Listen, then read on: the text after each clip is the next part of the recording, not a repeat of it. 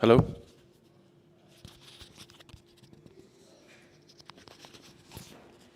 Guys, am I audible now?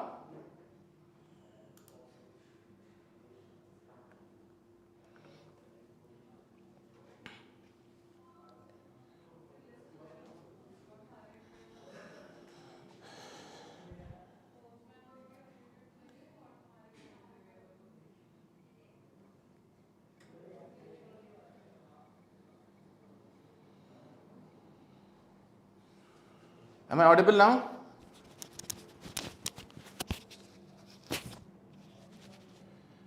Yes.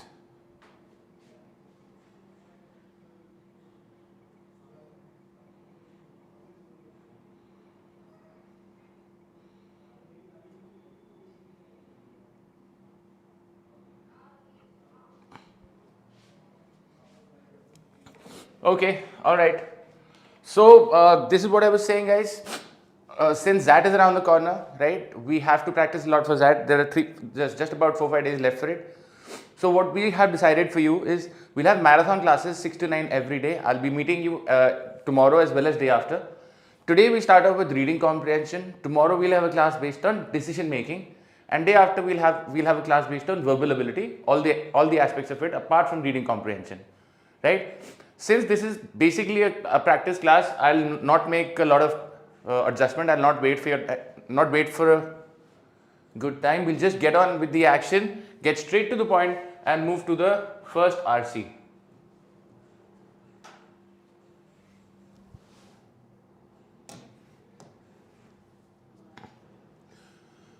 This RC is basically on one page. So what I'll do is I'll request you to go through the RC.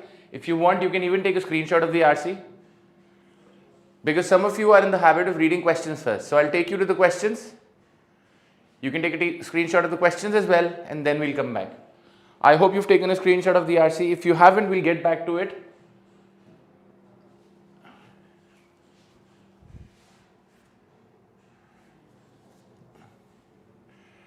Take a screenshot of this.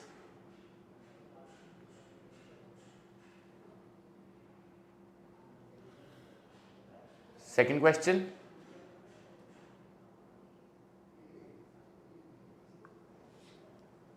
And the third question.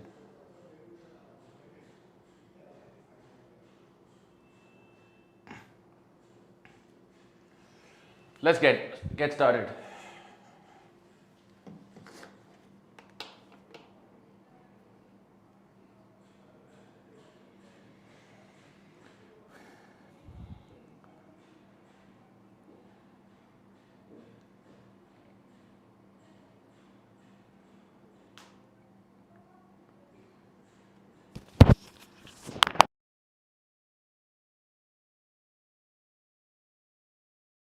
Good evening, everyone. Good evening.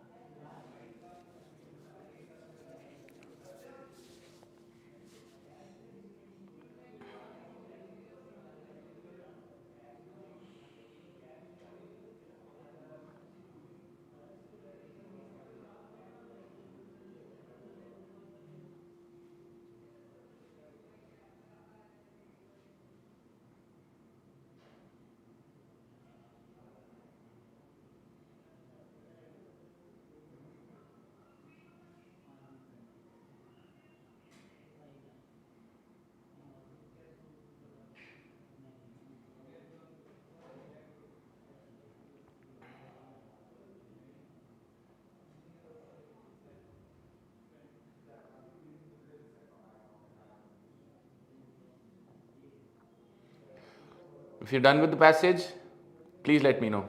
We'll move forward.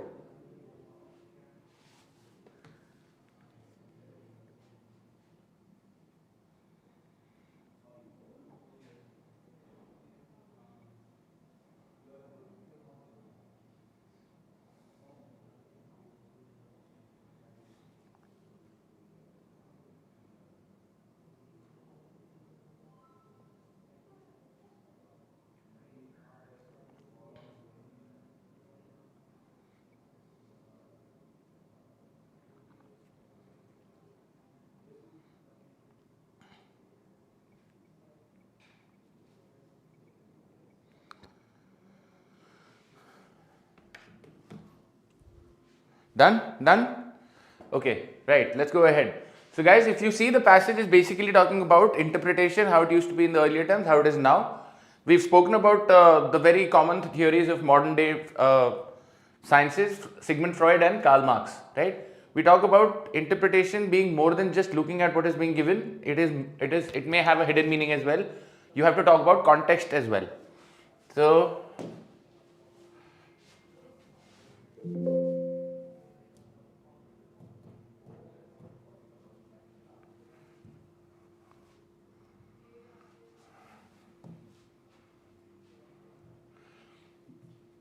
let's see. The first question. What does the author mean by thus interpretation is not a gesture of mind situation, some timeless realm of capabilities? Let's see where it is. Over here.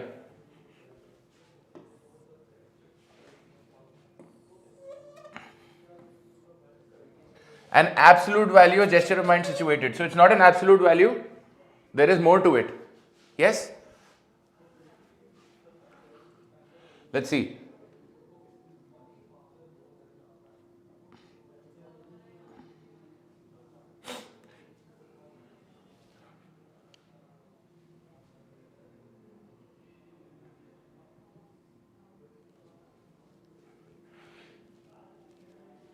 इसी के आगे है. If you see, the answer is right here. Interpretation must itself be evaluated within a historical view of human consciousness. In some cultural context, interpretation is a liberating act. It's a means of revising, of transvaluing, of escaping the dead past. So we have to revisit them. I think we have an answer. Interpretation is being evaluative of the meaning created by an authority. No. Interpretation is an act of mind which is situated in a changeless domain. Quite the contrary, we are saying we have to change things. Interpretation is about erecting another meaning on top of the literal one. Are we saying another meaning on top of the literal one? No, we are not saying about on top of the literal one. We are saying that we should figure out the meaning. Interpretation is an act of understanding developed by timeless experts. No. Revisiting and reinventing meanings. That's exactly what it says. Evaluated, revising and transvaluing. So clearly the answer is E.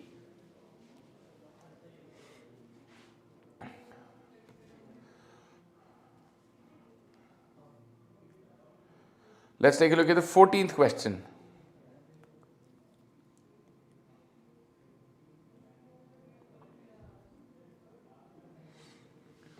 What does the author mean by thus interpretation is not a gesture of mind situated in some timeless realm of capabilities? ये भी हम देख चुके हैं.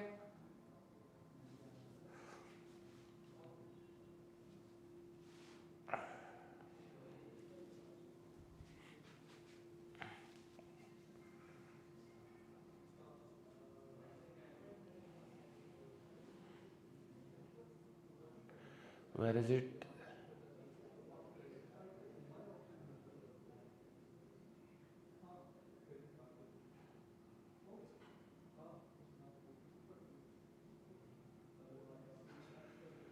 हाँ, last line, same.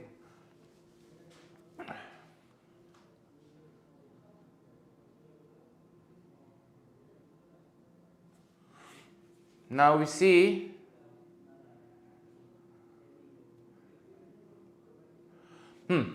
for the contemporary zeal for the project of interpretation is often prompted not by piety toward the troublesome text, but by an open aggressiveness and overt contempt for appearances.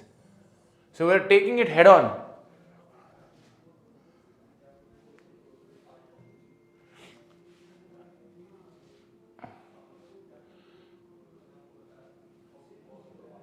Which of the following is not an act of interpretation? Question is not an act of interpretation.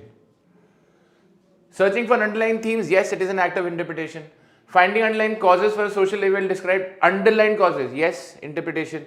Labeling a text as blasphemous, guys, we just said, not by piety. Piety is related to pious or religion. Blasphemy is the same. So clearly we can eliminate this. Labeling a text as blasphemous, this will not be interpretation. Like I just can't say this is against the religion and blame the text for it. I have to look for hidden meanings, underlying meanings. Critical appreciation of a literary text, yes, we have to criticize, we have to treat it with content. Investigating class conflict in Charles Dickens novels. If we are investigating class conflict and not judging it, then it is an act of interpretation. Clearly, C is not an act of interpretation.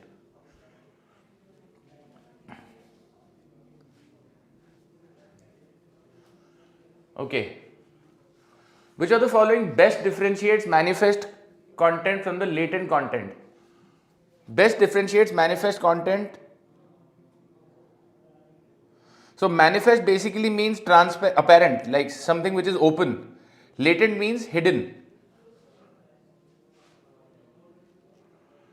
Manifest is superset, open. Latent is subset, which is hidden. So I think this is more of a vocabulary question than reading comprehension question. If you know the meaning of manifest and latent, you're good to go. But also you need to know the meaning of superset and subset. I hope the first passage is clear. If there is a question, please ask me now.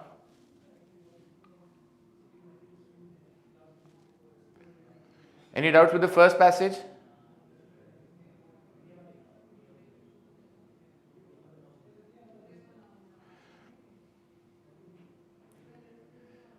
Are we good to go?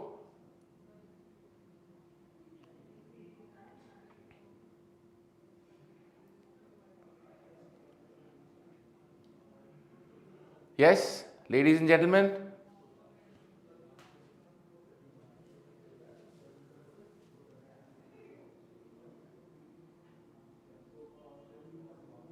Oh, my bad, my bad. I'm so sorry. You're right. You're right. You're right. This is more. This is a better answer. A. Apparent. Yes. And latent content is hidden. This is a better answer. Yes. Yes. My bad. Extremely sorry.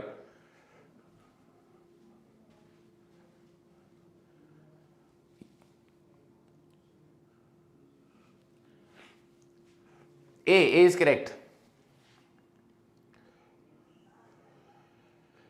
See, superset and subset will be slightly different.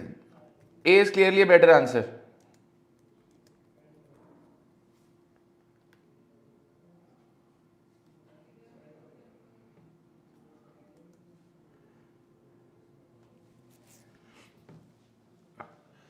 T is telling you that they are connected, but they are not connected.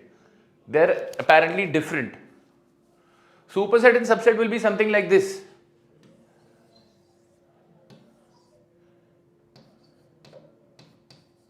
So B is a superset of A is a subset of B. But that's not what we're looking at here. We're looking at apparent and hidden. Yes.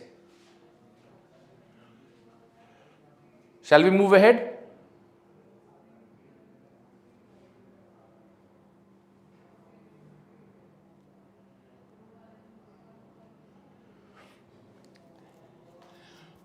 Okay. Look at this, RC. If you want, you can take a screenshot.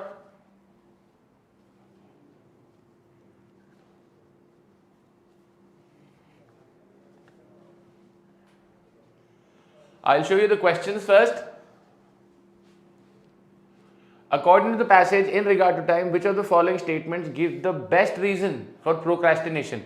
Procrastination, we all know what is procrastination, to keep, delaying something for no apparent reason. We all tend to do that, I think so, especially with the submission of your projects. You do it only on the last day.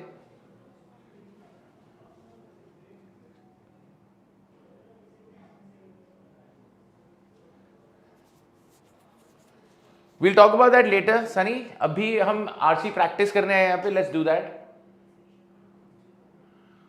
Which of the following statements can be best inferred from the passage about procrastination? So guys, inference is very, very important. You get a lot of 2-3 questions on inference. Inference basically means anything which is true as per the passage. Passage के हिसाब से कोई भी चीज अगर true है तो वो उसका एक valid inference हो जाएगा. You can take a screenshot.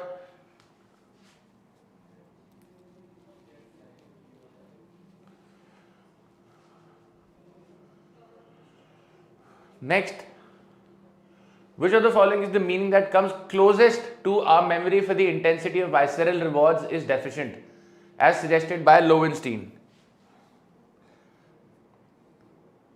You can take a screenshot.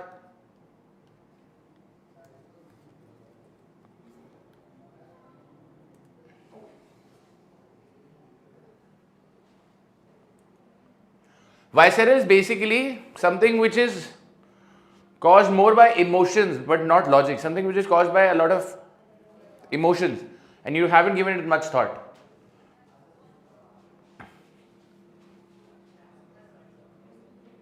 Look at the questions, please. Oh, sorry, passage.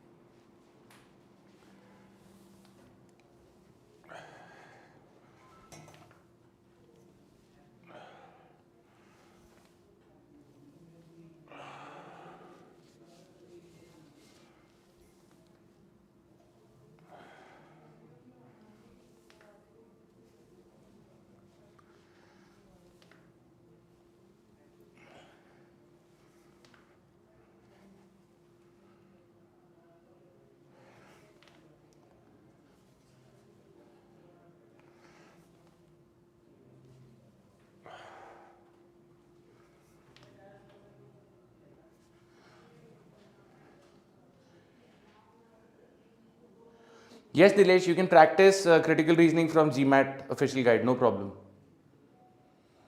It's a good resource.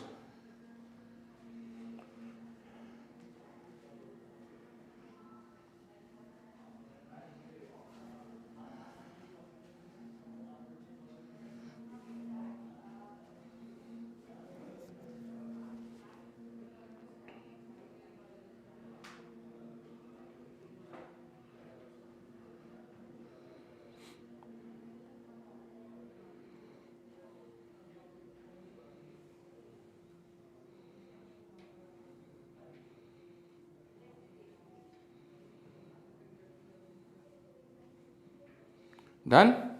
Yeah? I think it's a pretty simple passage. We're talking about procrastinating and we're saying procrastinating is not never helpful for anyone. Why would anyone want to procrastinate? Then towards the end we're saying we underestimate the time it will take us to do a task, and that's why procrastination happens.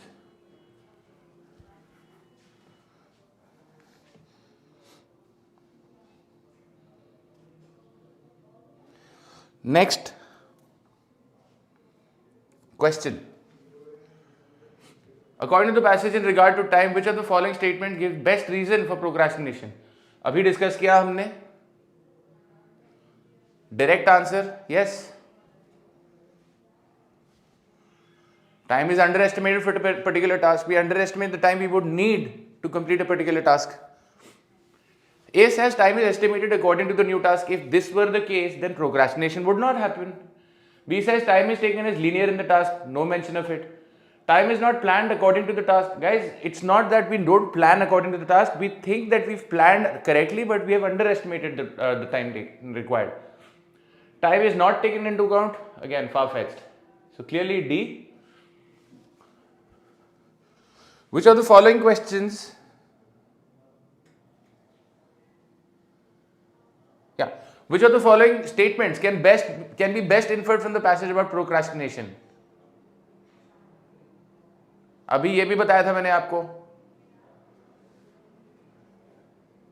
It is a success of self-regulation planning? Clearly not. It is a mistake that happens to myopic vision and linear thinking. Myopic is short-sightedness. No, it is an act against our own interest because of our ignorance. Yes. D says it is a tendency of postponing the present work to the future. Yes, it is, but that's not what we're concerned with. It is an irrational delay of task despite potentially negative consequences. Guys, there are no consequences being discussed. Negative consequences, too strong.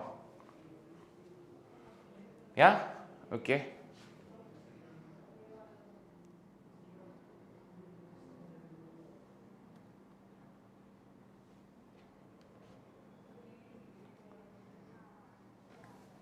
Next. Which of the following is the meaning that comes closest to our memory for the intensity of visceral rewards is deficient? Deficient, guys, the word here is deficient, which is less.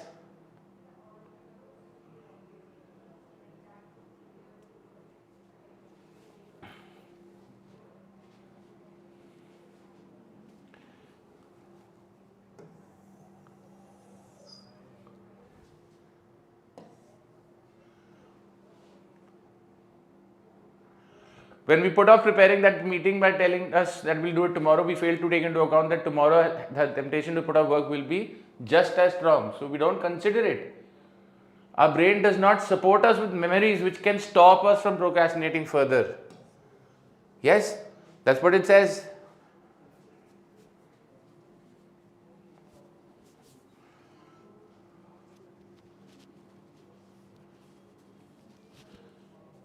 A says our brain does not differentiate memories of different rewards we get by procrastinating. First up, there are no rewards you get by procrastinating. C, our brain partially captures the memory of rewards we get by procrastinating. No mention of memory of rewards we get by procrastinating. D says our brain does not support us in recalling intense memories by procrastinating further. That's not been mentioned. Our brain does not capture the intensity of pleasure we get by procrastinating. Guys, we don't get much pleasure by procrastinating. It's just a choice of habit. I hope we're clear with this passage. If yes, we'll move to the next one.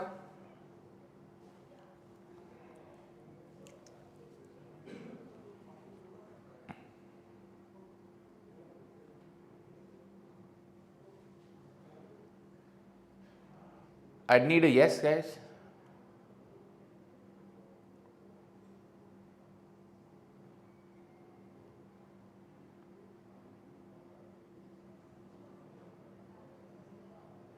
Okay, thank you.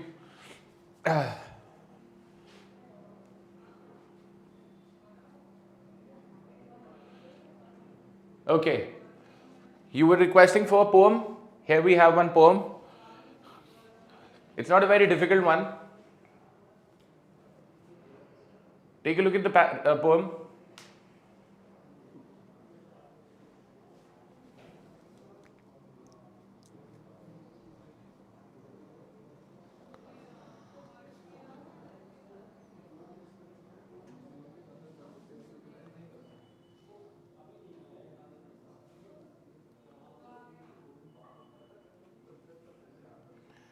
I'll show you the questions. This is the first one.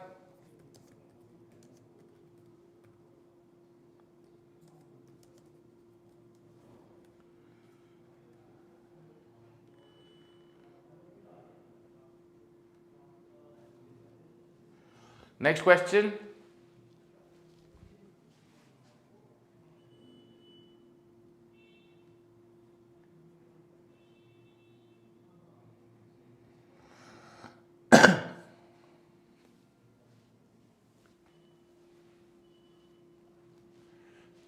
Okay, let's read this.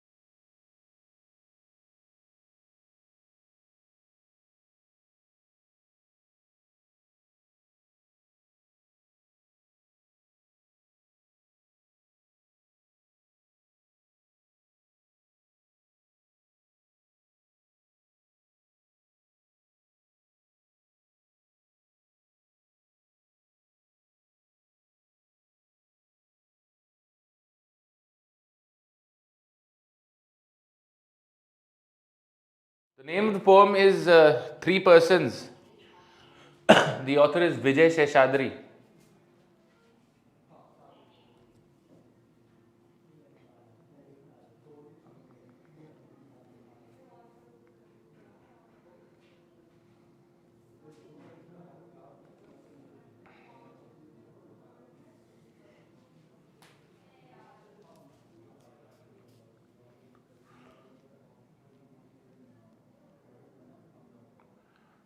आगे चले.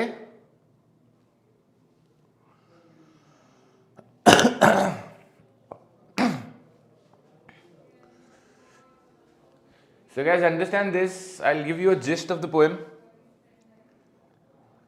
The slow person you left behind when finally you mastered the world. So basically someone has become successful and left the other person behind. The poem is basically celebrating success and mourning losses. Where is he while you walked around the shaved lawn in your +4s organizing with an electric clipboard your big push to tomorrow? Like electric clipboard, your big push to tomorrow, as in you're doing something very big, okay? Like professionally. Oh, I have come across him, yes, more than once. Coaxing his battered grocery cart down the freeway meridian. So one person here has become really successful, leaving the other person behind. That's the main idea of the poem. Which of the following best captures the theme of the poem? I think we discussed this already.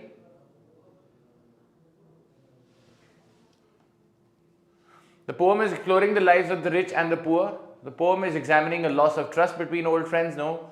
The poem is meaninglessly brooding over the past. The poem is analyzing a person's past and present. No, we're not talking about one person's past and present. We're talking about two different peoples who knew each other in the past and in the present. Celebrating success and mourning losses. Clearly, E is the right answer.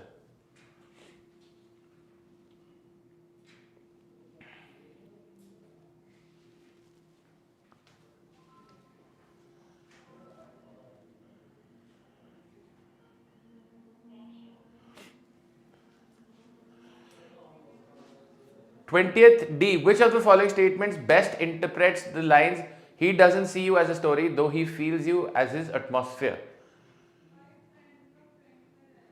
So basically, he doesn't see you as a story, he feels you as an atmosphere.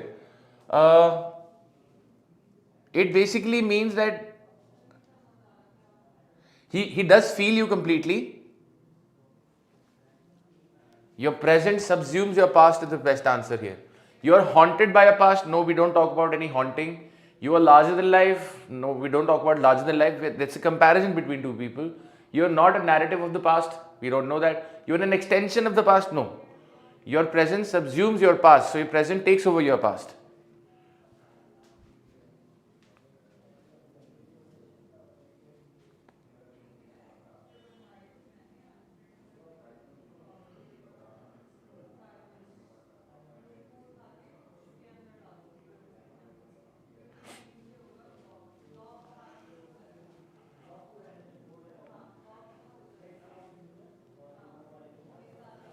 Right.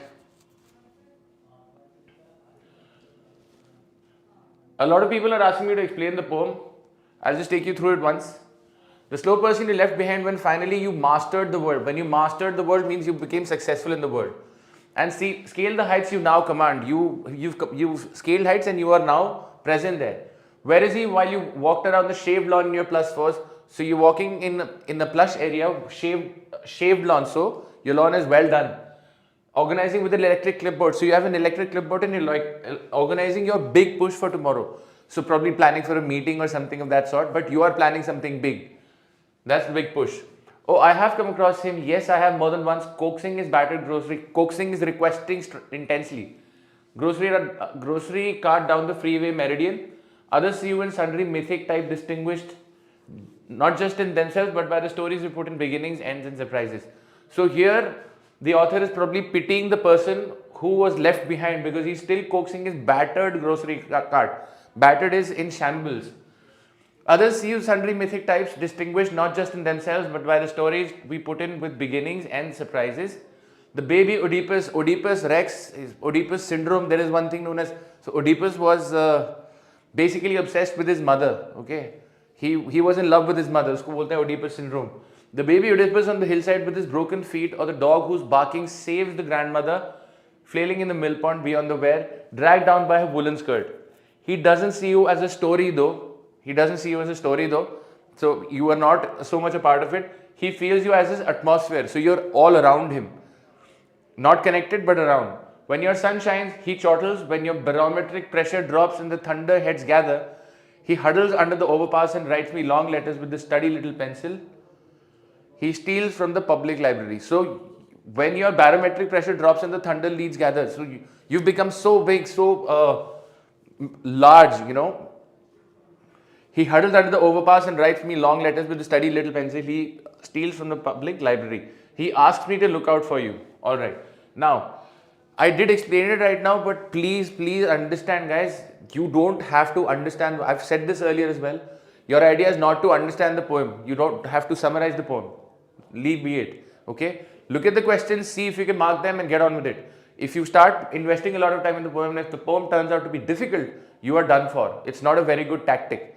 See, we are not studying English here. We are not studying literature. We are studying aptitude, how to maximize your score. So if I have to maximize my score, rather than going through the entire poem, I'll look at what the question is, theme. I'll look at the next interpret. He doesn't see you as a story, though he feels you as an atmosphere. And theme, I think, is easily, you can figure out the theme easily from the beginning of the poem. And this last part, you can go by elimination. We're not talking about haunting. We're not talking about larger than life. We're not a narrative of the past. Your present subsumes your past. Your present takes over your past. That's the idea. You're an extension of the past. I hope this is clear now. More than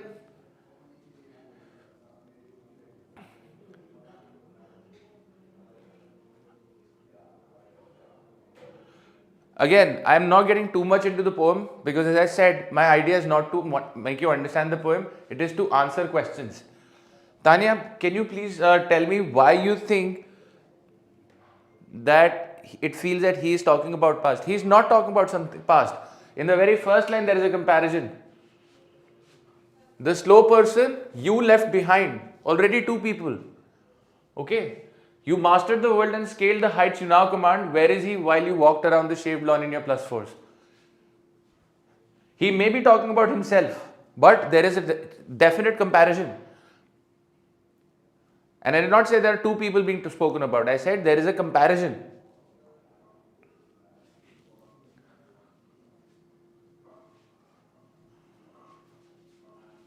Right. Moving on. Next question.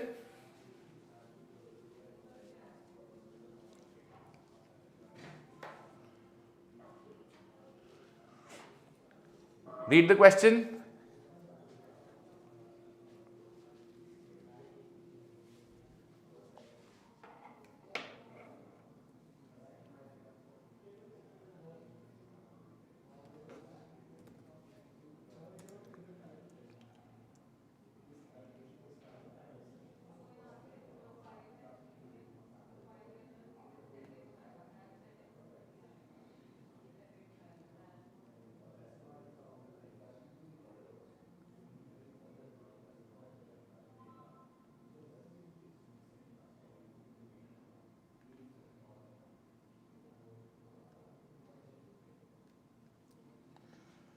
I'll show you the questions also.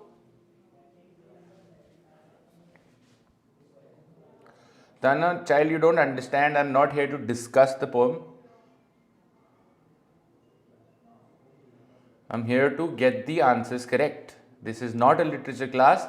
This is an aptitude class. Please understand this.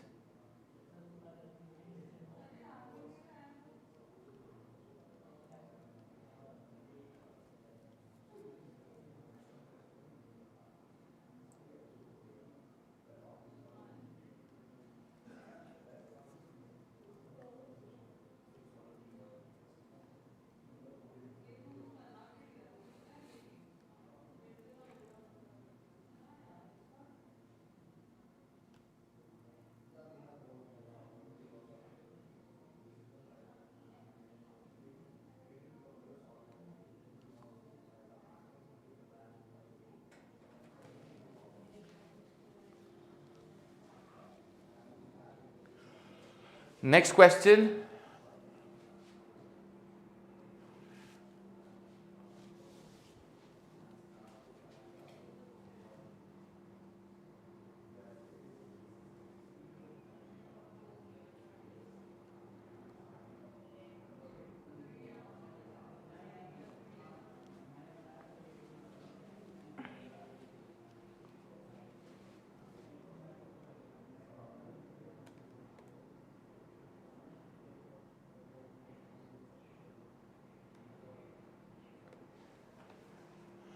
Show you the passage now.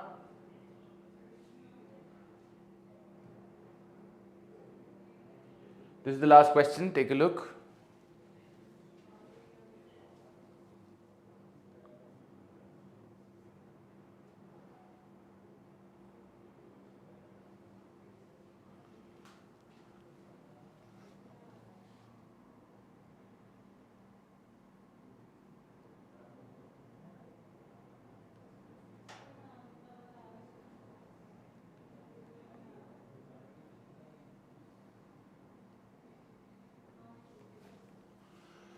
Okay, read the passage.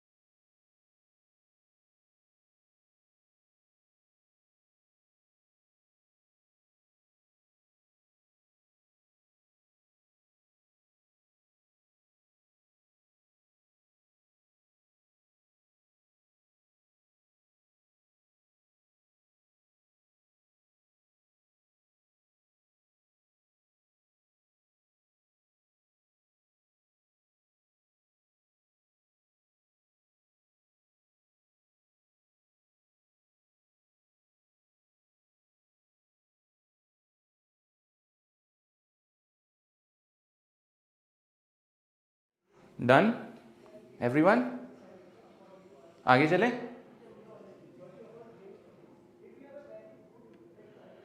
Good evening.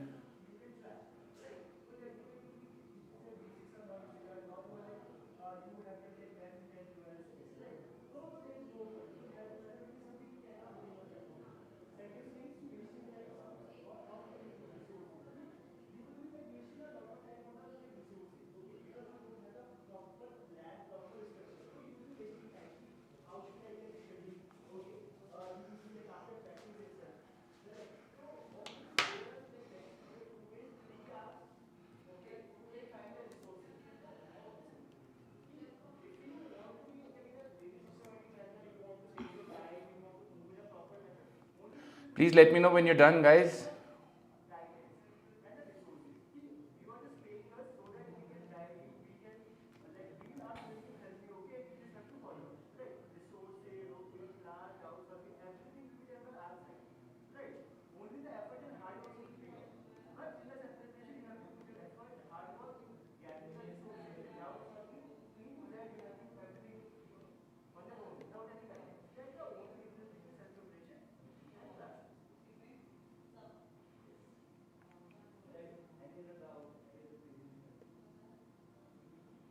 Done? Okay. So if I see, we're talking about global warming basically. We're talking about human beings. We have taken things into our hand. Extraction from environment, hyper-nationalism, hyper-individualism. Basically the exploitation, I think this is a very good line. The extraction and exploitation of the environment has served our economic interest and led to the growth and survival of businesses. This is what we're talking about.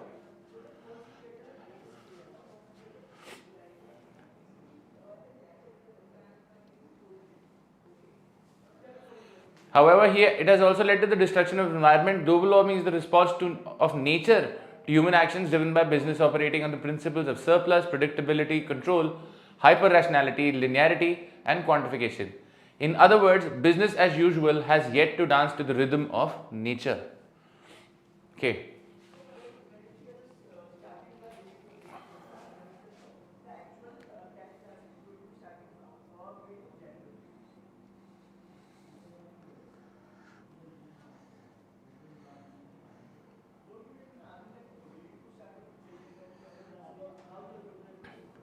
All right.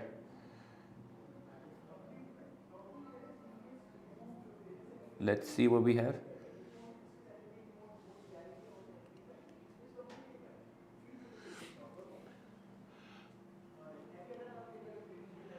According to the passage, which of the following will be closest to the idea of hyper object? Hyper is like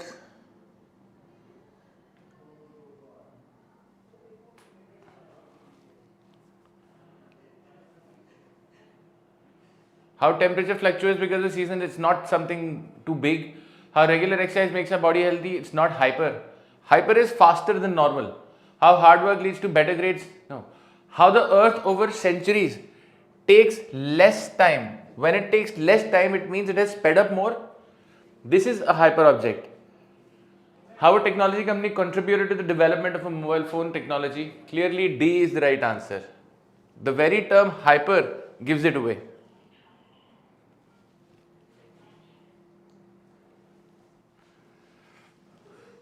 Based on the passage, which of the following is not an example of human-centric statement?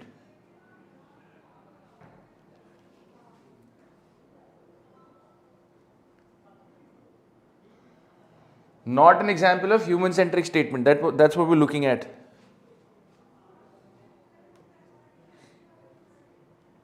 So basically, human-centric is something which is focused on human interests.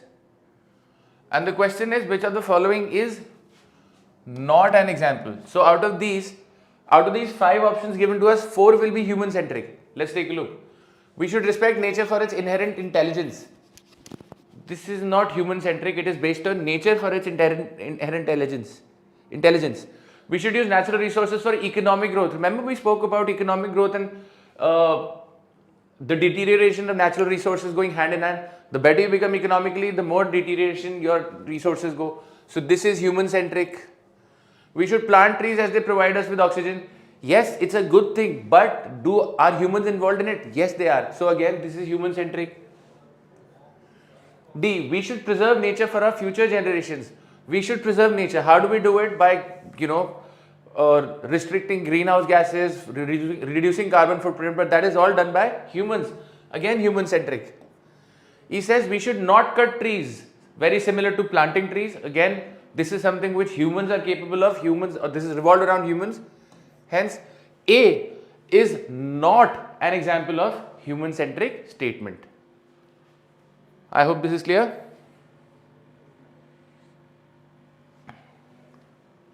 Okay. Which of the following statements is not in consonance with the author's views as expressed in the passage? Patent should be respected. Guys, patent is if I invent something and I want the entire public to use them, so we're not talking about patents. Trading of shares of the free stock market should be promoted, not concerned with stock market either. Building a beautiful resort on a hilltop, very far-fetched. So the question is, which of the following is not in consonance? Neither 1, nor 2, nor 3 is in consonance. So answer is C.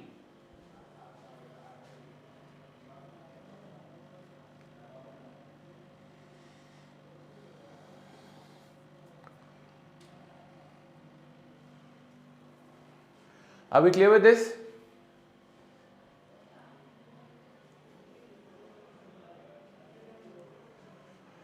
Any questions, guys? Please understand the question is not in consonance. So out of these 3, you have to tell me which is not in consonance. Neither of these 3 is in consonance. Consonance is in line with what the author is saying.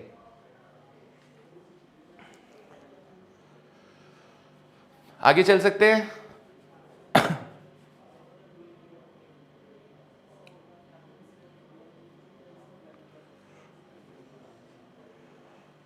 हाँ जी, I need a yes from you guys.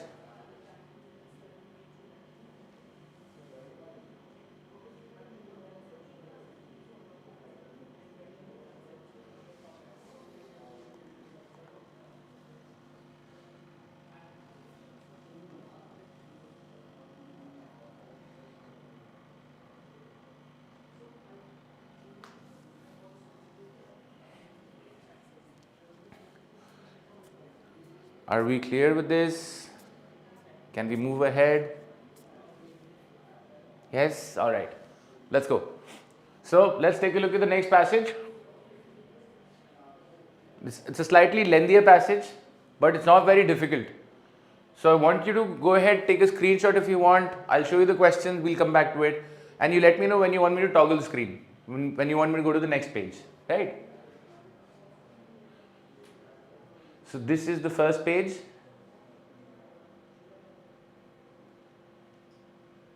This is the second page.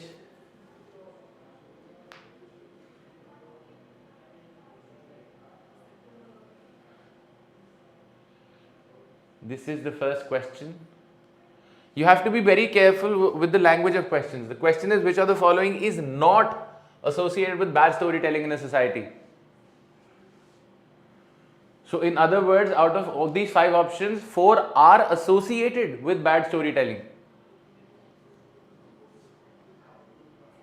Let's go to the next question. Which of the following best captures the essence of a good story? Clearly, we're talking about the theme of the passage. Let's go to the next question. Read the following statement. You have these 4 statements. Which of the above statements can be associated with the meaning of unreasonable story as used in the passage? So keyword, you have to look out for unreasonable story and then related.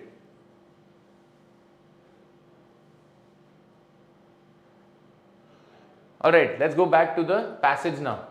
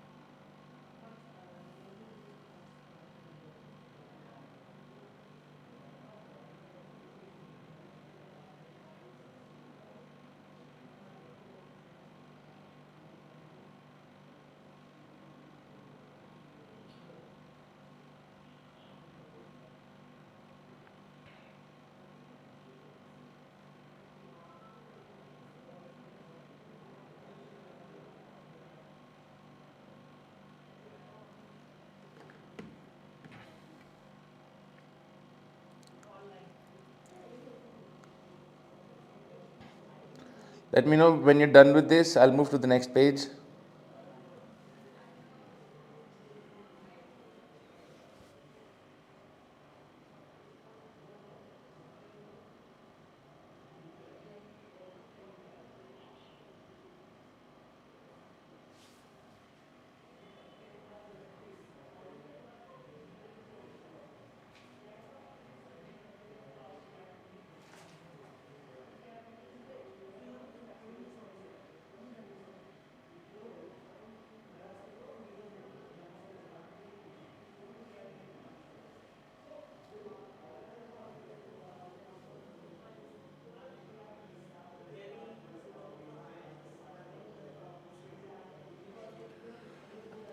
Rimzin, these are actually XAT, not XAT level questions. These are questions from XAT only.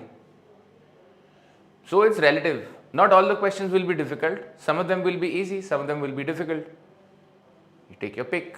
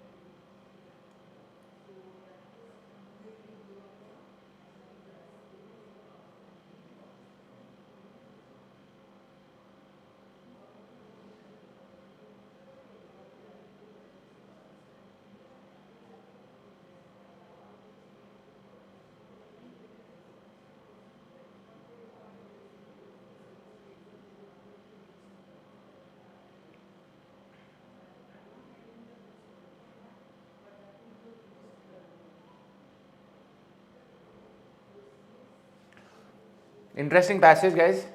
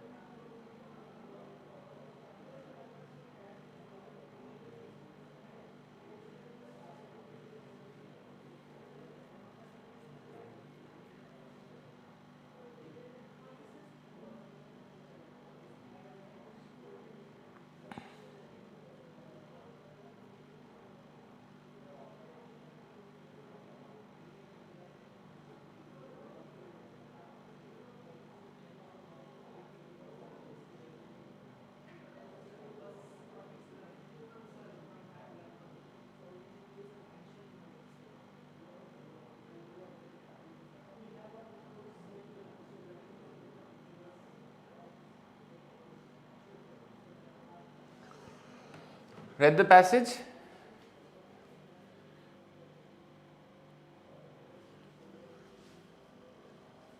Guys, this class is reading comprehension practice, nothing else. Hardik, these are questions which you can ask from any of your counselor in iQuanta as well. Today's focus is on RC, that's it. Okay, so basically the passage is talking about the importance of stories, okay. We can relate to it as well because in India especially we have a lot of stories going around, right? You have the Mahabharata, you have the Ramayana, mythological stories and God knows what not. They tend to inspire us because we look up to the characters in those stories. And that's why Aristotle says when the storytelling goes bad in society, the result is decadence. So we need one good story or a few good stories as well. Goes on talking about the story, and towards the end, if you see, it says we have to rewrite the human story, because our stories that brought up, they are now our chains, and unless we break them, they will be our death stories. So it is worth exploring how new stories, good stories can bring us up. A brave story and unreasonable story. Like, for example, you have superheroes, which is unreasonable, but it's a brave story. It tends to inspire us. That's the crux of the matter, basically. So let's take a look at the first question.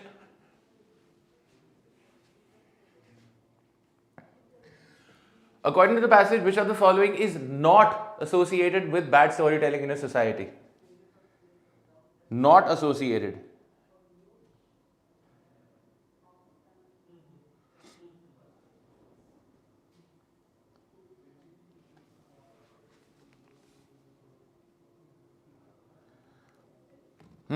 बताइए.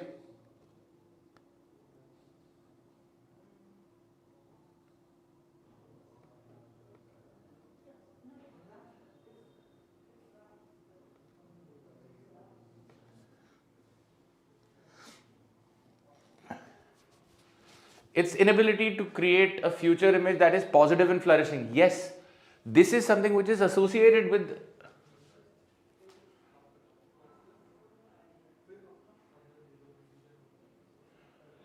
Just give me 1 minute, guys.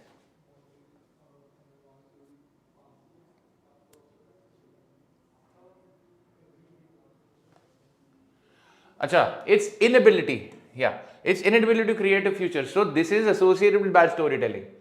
They were written before 21st century, associated with bad storytelling, because that's why we can infer this, okay? Because we are looking for new stories now. So whatever was written before the 20th century is now a bad story. It cannot stop bickering. It cannot stop bickering. They're always constantly complaining. If they're constantly complaining, again, it is a bad story. It is inclusive. Guys, if a story is inclusive, it is in fact a good story, because you can feel connected to the story. So it is inclusive, is not associated with bad storytelling. Its ability to create a compelling goal for some sections. Clearly, D is the best answer. Right, moving on. Which of the following options best captures the essence of a good story? I think this is a very easy question. Everyone and I are part of the universe.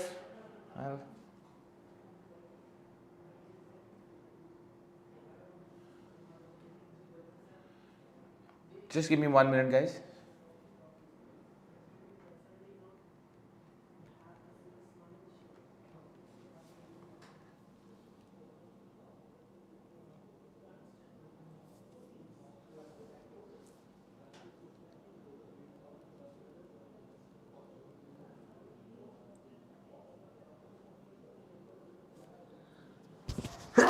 Excuse me. Sorry about this.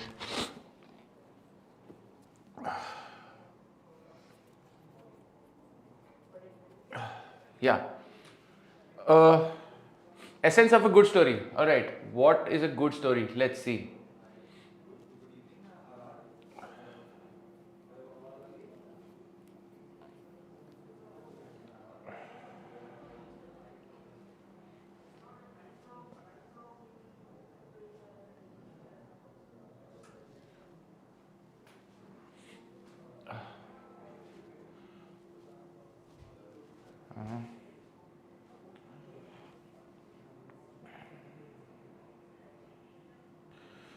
Right. Why? That is why we desperately need a good story. This is where you will find your answer. A story that will not only help us make sense of the world today, but also unite us as species of human beings. Motivate us to stop bickering and resolve our common problems, same as uniting us. Inspire us to achieve our common goals. So basically we're talking about unity. A story which brings us all together. Can you pick an answer which talks about the same things?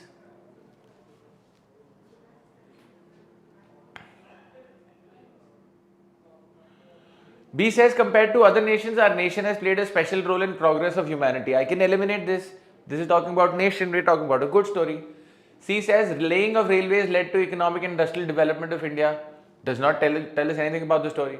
Life is full of sorrows and only death can provide a solution. Too pessimistic.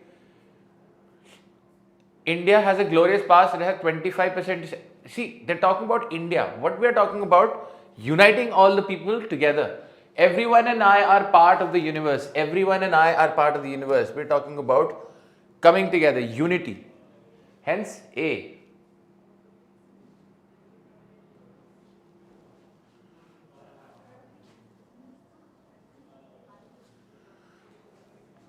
A story without connections and coherence. A story that talks about recreating the past glory. A story that may not be factually true, okay, yes. A story that is meaningful and compelling for the society. Guys, a story may not be factually true, unreasonable, it will make it unreasonable, meaningful and compelling for humanity, motivates. So clearly 3 and 4.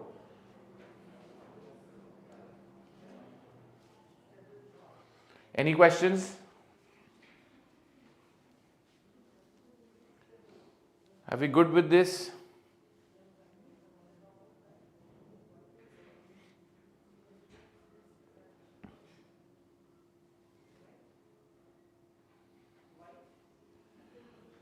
Shall we move ahead?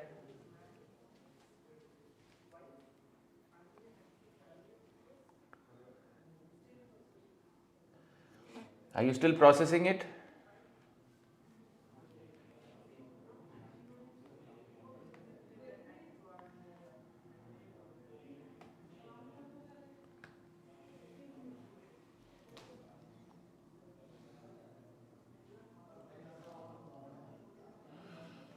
So, last question. See, it says, look at the last paragraph. It says, so it is worth exploring how new stories, good stories can bring us up. The human story that brought us into the 21st century was written and rewritten several times. The latest major date was perhaps during the Industrial Revolution. It is time to rewrite it again. We need a new story, a brave story, an unreasonable story, a story that can inspire, unite and motivate us to break free from the past and create a possible future. Unreasonable. So why? Because we need a new story to move forward. As I gave you the examples of, Ramayana, Mahabharata and so on and so forth, Panchtantra for that matter. We used to read those stories, we used to get inspired, right? Now we are talking about an unreasonable story and the question, so that it can inspire us and motivate us to break free from the past. What's the question? Associated with the meaning of unreasonable story. A says a story without connections and coherence. Guys, that story without connections and coherence will not unite us, neither will it motivate us to do anything, because we'll not be able to connect to it. A story that talks about recreating the past glory. We are not concerned with past glory, we're concerned with the future. See, third says a story may not be factually true. Yes, it may not be factually true as long as it motivates us. A story that is meaningful and compelling. Compelling is something which drives you forward for humanity. Hence, 3 and 4 are associated with the unreasonable story.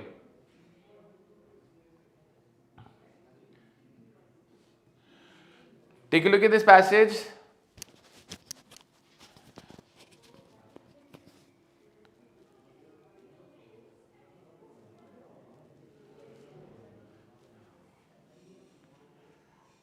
Read the passage.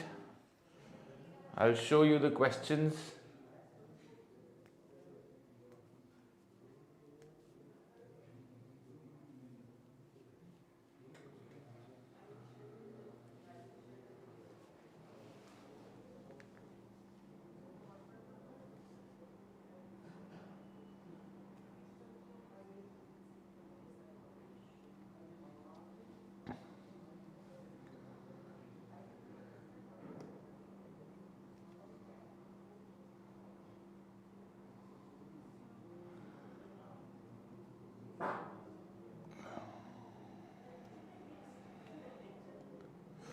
Okay, you want to take a screenshot? Please take a screenshot. This is the first question. Moving to the next question now. This is the next question. Moving to the next question now. This is the third question, and I think this is it. They have only 3 questions per RC. If it's a poem, they generally have 2 questions. That's generally what they follow. Going back to the passage now.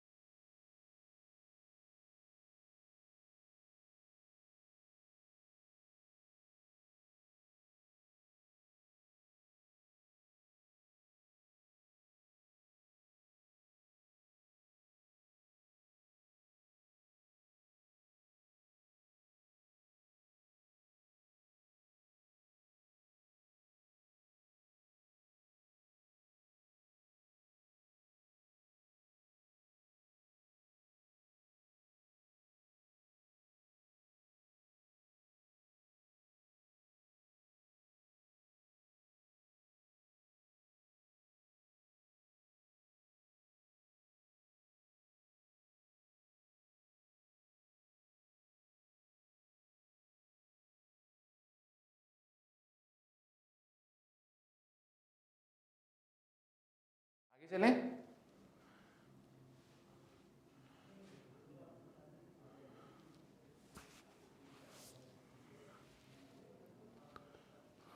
Still attempting?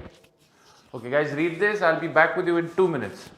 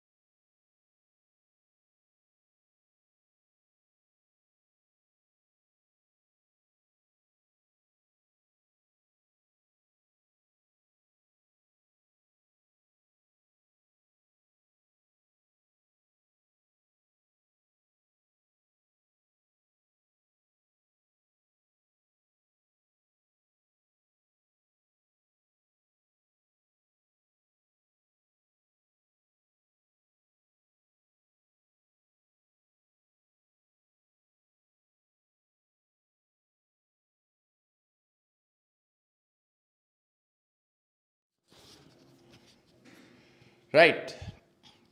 I'm assuming you've read the passage by now.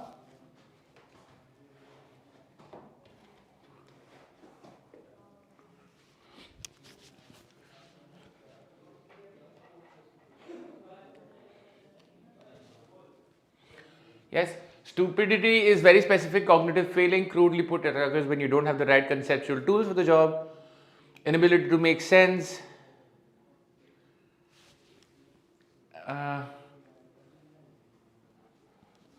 Okay, we basically, the passage talks about stupidity and also intelligence. Rationalizations, outdated conceptual framework is forced into service. So we're saying, it can be lack of concepts as well, or a misunderstanding of concepts. Look at the last part. The stock solution to Tom's quandary is simple willpower. Stupidity is very different from this. It is rather a lack of necessary means. As I said, a lack of concepts, a lack of the necessary means, a lack of the necessary intellectual equipment to understand something. A very basic example, okay? Like, if someone, you've seen this movie called PK. So if Amir Khan comes to the earth, he does not understand things because he does not have the necessary means. उसको इस गोले की बात ही समझ नहीं आती थी. So that could borderline be stupidity as well, because that's not his fault. It's just the lack of the tools that he was supposed to have. Combating it will typically require not brute willpower, but the construction of new ways of seeing ourselves and our world. So perspective. Once you have a good perspective, such stupidity is perfectly compatible with intelligence. Haig was by any standard a smart man. I think a simple passage again, if you understand the gist of it. Which of the following statements best summarizes the author's view on stupidity?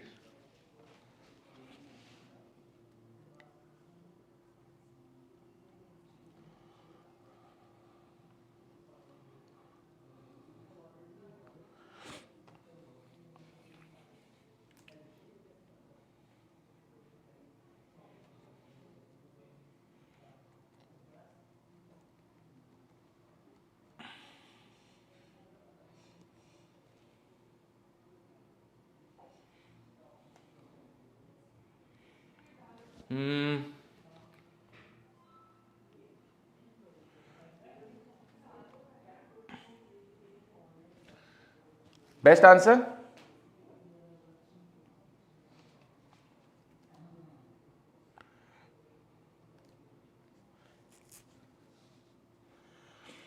So the first part of the passage says stupidity is a very specific cognitive failing.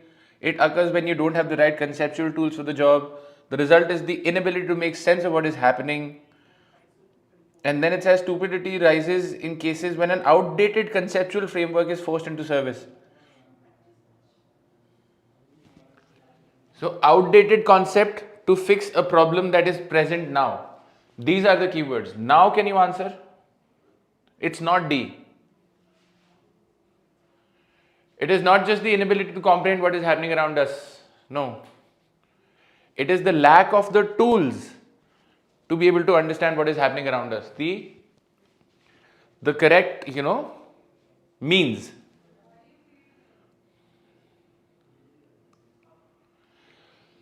Extant is something which is outdated. So pushing our extant solution to fix an alien problem is stupidity. Alien is also used to talk about something new.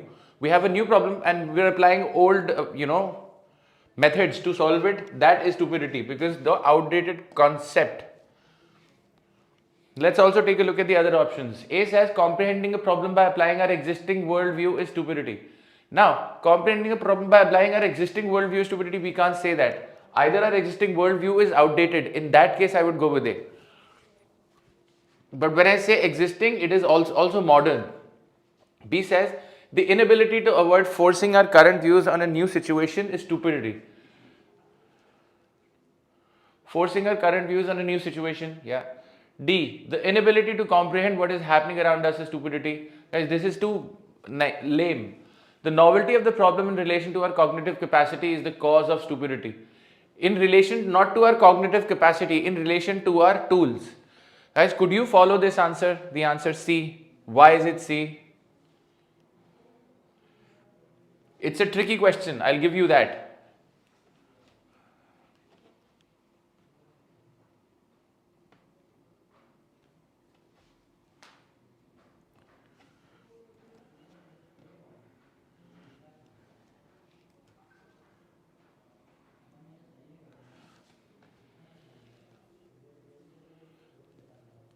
How B, Ankit? B makes no sense.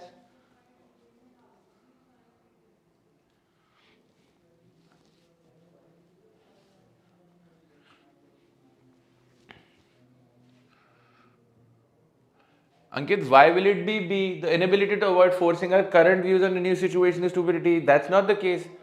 We've already established that it's the outdated concepts that we have. Conceptually, we are unable to understand what is happening. It's saying forcing our current views on a new, we don't need to force our current views. Rather, we need new concepts to be able to understand the new problem itself.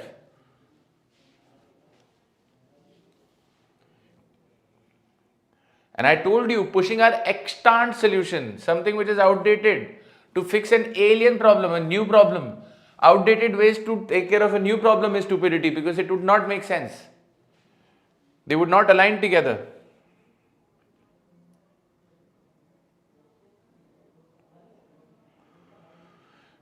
Guys, could you follow this question?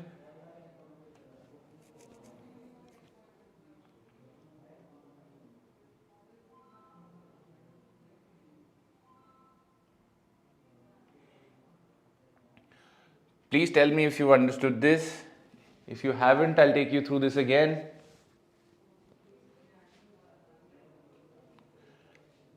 Great, Ankit. Yes? चलिए फिर आगे चलते हैं.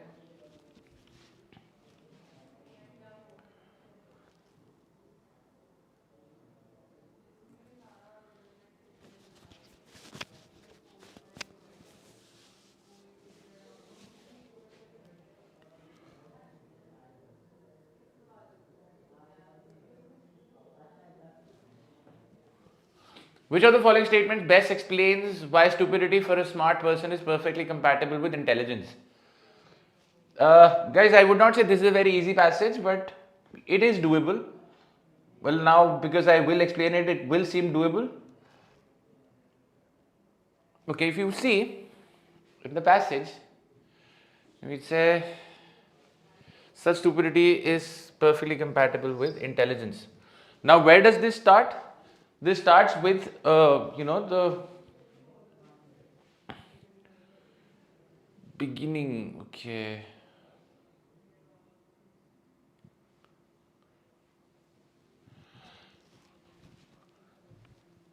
From here. This is easiest to introduce with the tragic case. British High Command during the First World War frequently understood trench warfare using concepts and strategies from the cavalry battles of their youth. As one Field Marshal Douglas Haig's subordinates later remarked, they thought of the trenches as mobile operations at the halt, as fluid battle lines with the simple caveat that nothing in fact budged for years. Unsurprisingly, this did not serve them well in formulating a strategy. They were hampered beyond the shortage of material resources by a kind of conceptual obsolescence. Conceptual obsolescence, a failure to update their cognitive tools. See, again, old methods being applied. To fit the task in hand, in at least some cases, intelligence actively abets stupidity by allowing pernicious rationalization.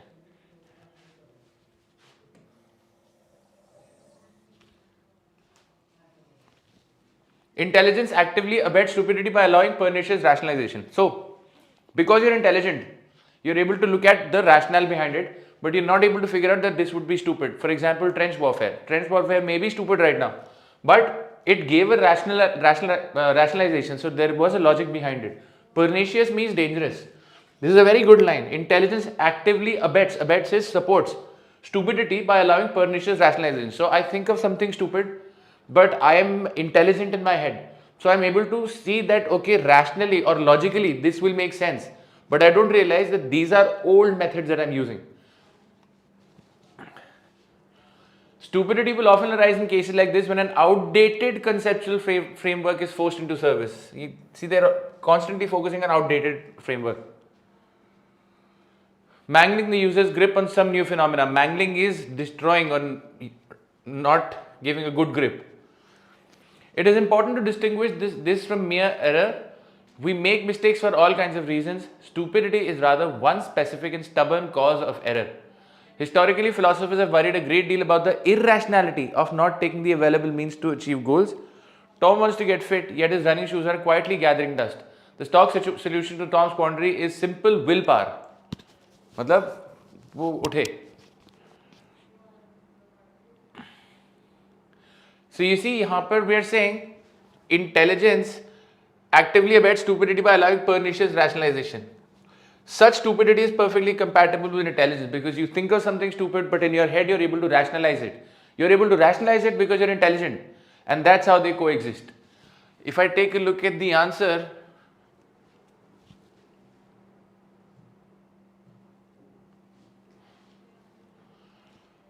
the best answer would be yes. Past successes make us believe that we are intelligent and capable of exploring any new phenomena, just like the trenches. So because it worked in the past, we think, okay, this has worked in the past, this will work in the present as well, and we're not able to figure out that it's an old or outdated concept. Hence C. Option A says intelligent is poorly defined and is usually a perception, making it compatible with stupidity. No, it's not poorly defined. A new phenomena creates fear, rushing intelligent people to explain it to put others at ease. This is at ease. A T is लिख दिया है गलती से. Intelligent people are scared to admit their lack of knowledge. No, they are not in fact scared to admit their lack of knowledge. On the contrary, because of they think that they do not have a lack of knowledge, they go ahead with something which is stupid. Stupid why? Because you're using outdated methods. Intelligence, when perceived through past successes, makes any rationalization of new phenomena acceptable. See, it only talks about, yeah, ठीक है. Best answer is C. Could you follow this, guys? Again, a tricky question, a good question nevertheless.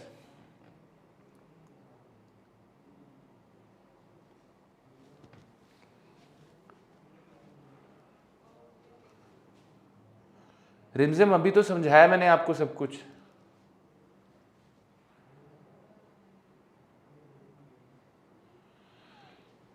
Look at the difference between C and E.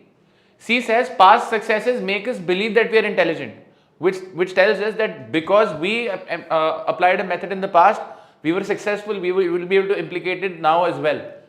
E does not give us the exact same meaning. Intelligence, when perceived through past successes, makes any rationalization of new phenomena acceptable. No, not any rationalization of new phenomena or not any new phenomena. Something which worked in the past. So E actually is misleading us.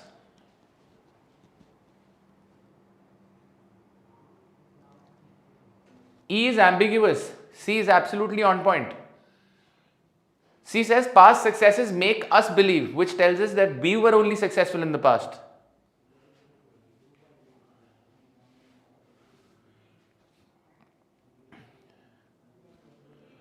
E says intelligence when perceived through past successes makes any rationalization. There are two different things. Any rationalization. No, we're not talking about any rationalization. We're talking about specific rationalization of a new phenomena, not any new phenomena, guys. Also, it talks about intelligence when perceived through past successes. Whose successes? Your successes or someone else's? But if you take a look at C, it says past successes make us believe. So these successes belong to us. Because we were successful with these methods in the past, I'm able to figure out. I'm able to go ahead and make a decision based on my past experience. A vague hai, exactly. A is very vague, Rimzim. Guys, could you follow this question?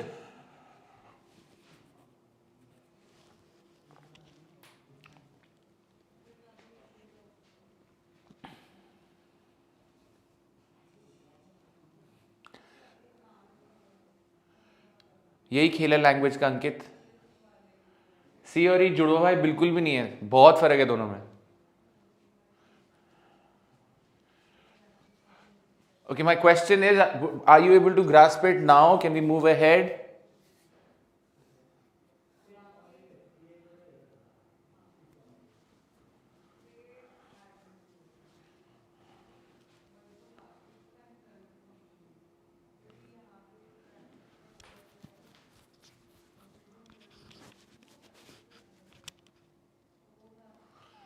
Okay. Based on the passage, which of the following can best help a leader avoid stupidity? Guys, we've been saying over and over again that stupidity is lack of conceptual knowledge for the present.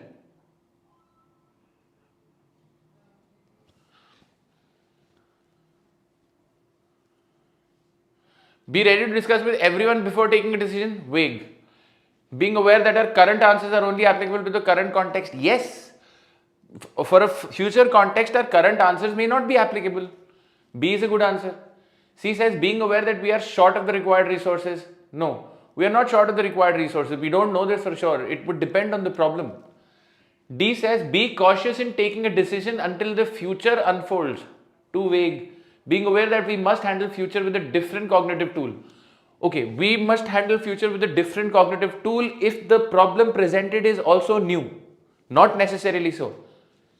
The best answer is B. Interesting passage, I think. I had fun. I hope you did too.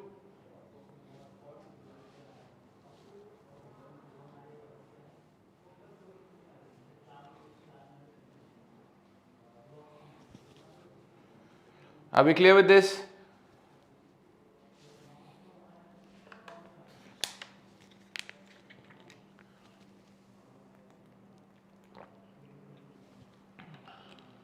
Yes? No?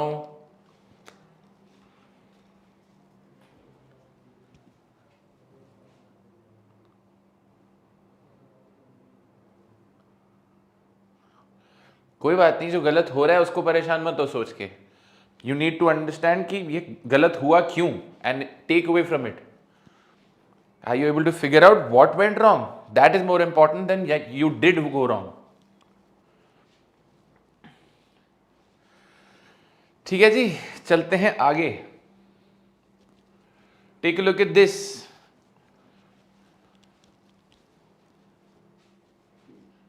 It's a very interesting passage.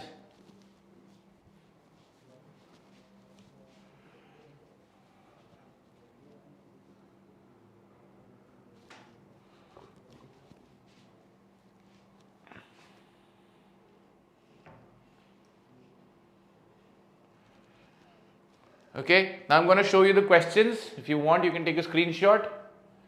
This is the first question.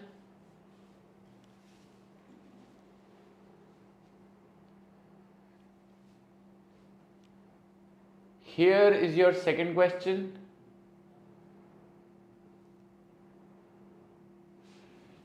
There's a space here. Is neither to report the truth nor to conceal it. Then the third question. When will a liar best turn into a bullshitter? So it's a very interesting passage, talks about the difference between bullshit and lies. Right, let's read the passage now.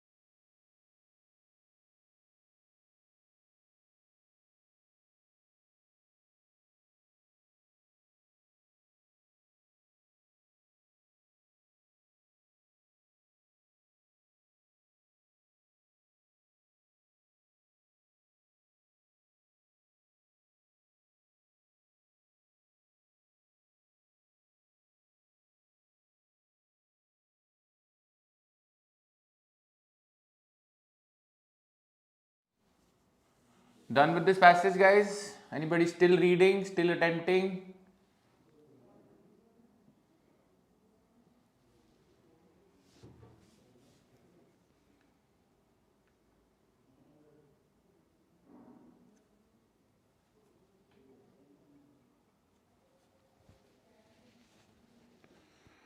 बता देंगे तो आगे चलेंगे.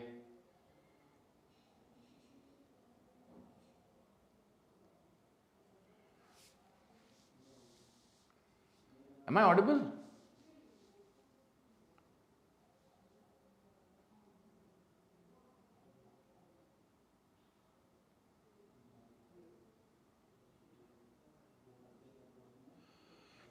Guys, please respond.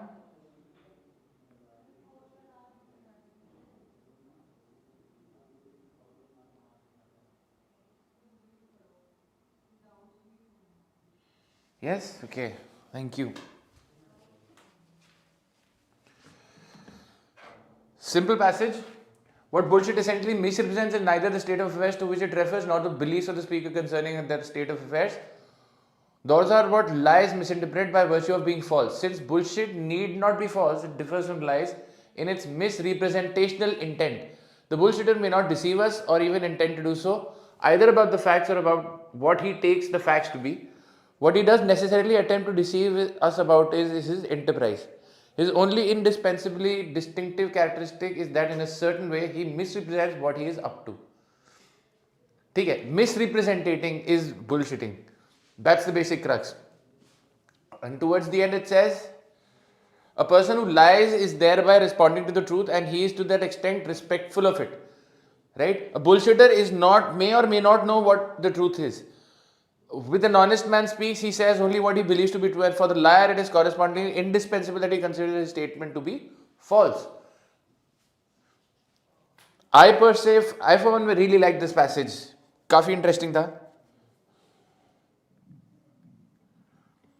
चलिए देखते हैं answers. Which of the following statement can be best inferred from the passage? Best inferred from the passage. Both the liar and the bullshitter misrepresent the truth. ये misleading है.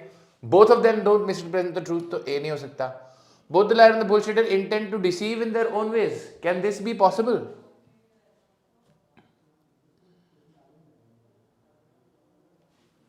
See, liar lies and bullshitter bullshits, but they both deceive. Also, it says in their own ways. Deception तो common है ना दोनों में. B is correct. C says both the liar and the bullshitter are guided by the truth. The liar is guided by the truth. He goes on to speak the opposite of the truth. The bullshitter may or may not be guided by the truth. Both the liar and the bullshitter live in their own worlds of realities. Not really. Both the liar and the bullshitter are not bound by any conviction. The liar is to an extent bound by conviction. He has to go against what the truth is. The bullshitter may or may not do so. Clearly the answer is B, option B.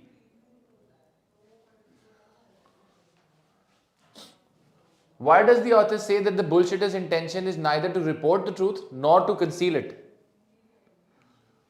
Guys, bullshitter को तो पता ही नहीं है सच क्या है. पता हो भी सकता है, नहीं भी हो सकता है. हाँ, I think that will become your answer.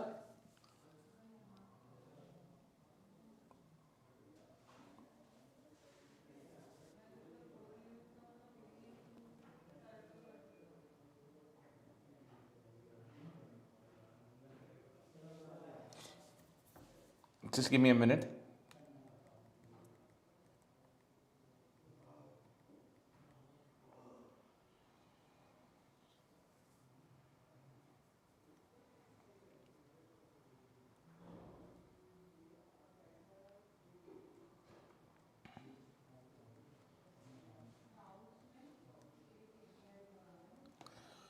The fact about himself that the bullshitter hides, on the other hand, is that the true values of his statements are of no central interest to him.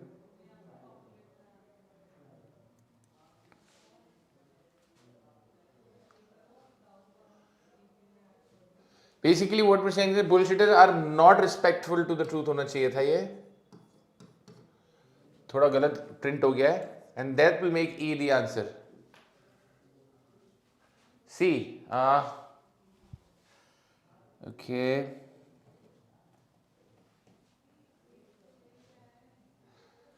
Yeah.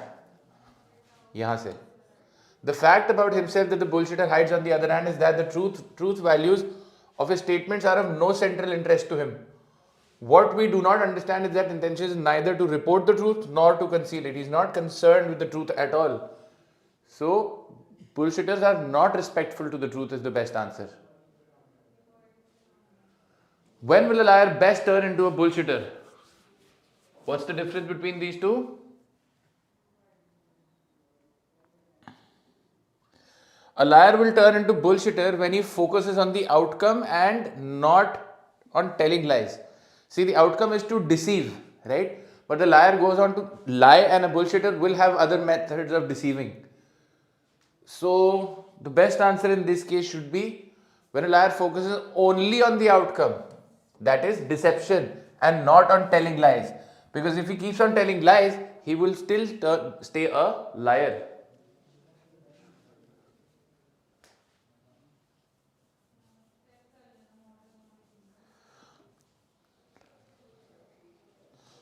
ठीक है.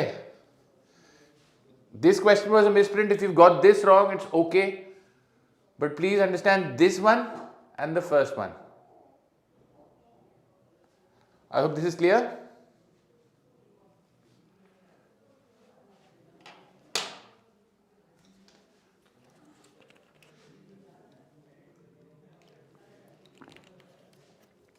Yes? Okay. Moving to the next passage now.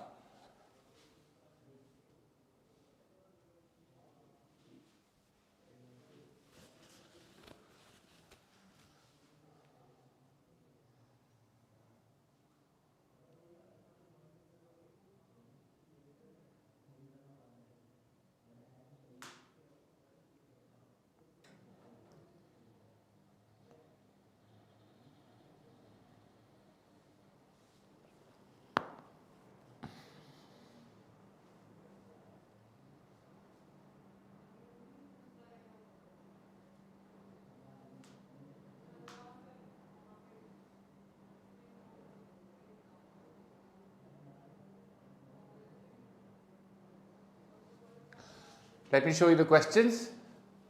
This is question number 1. Take a screenshot. And we have question number 2. You take a screenshot again. And you have question number 3. Again, you can take a screenshot.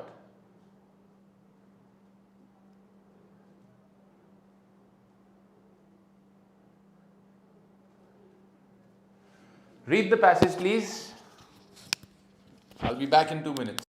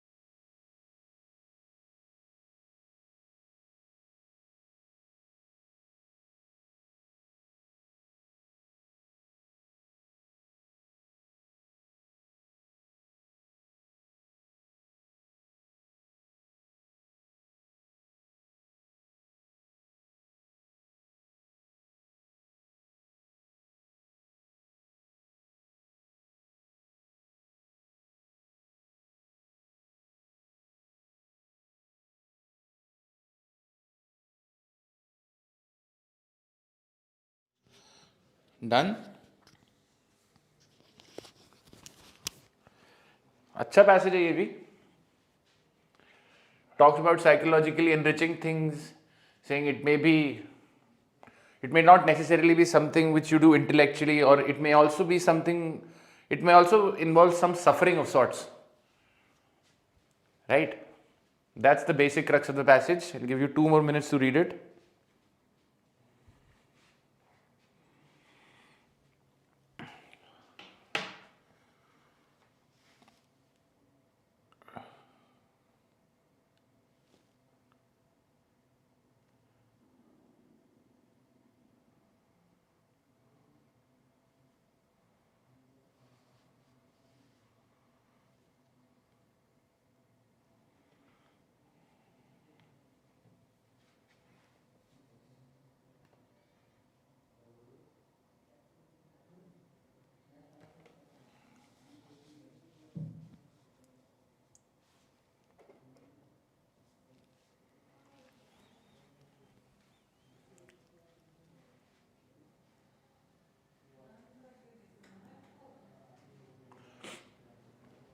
You can also ask me about any words that you don't understand in the passage. By the way, they're given. See, one is eudaimonic, which is primarily concerned with the sense of purpose and fulfillment. One is hedonic or hedonistic, based on pleasure, comfort and stability.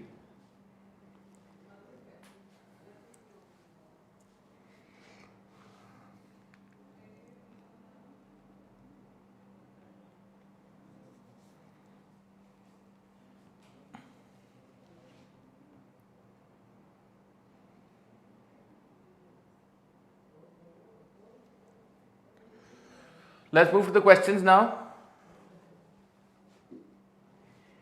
Which of the following statements best contrasts hedonic and eudaimonic? We just discussed this.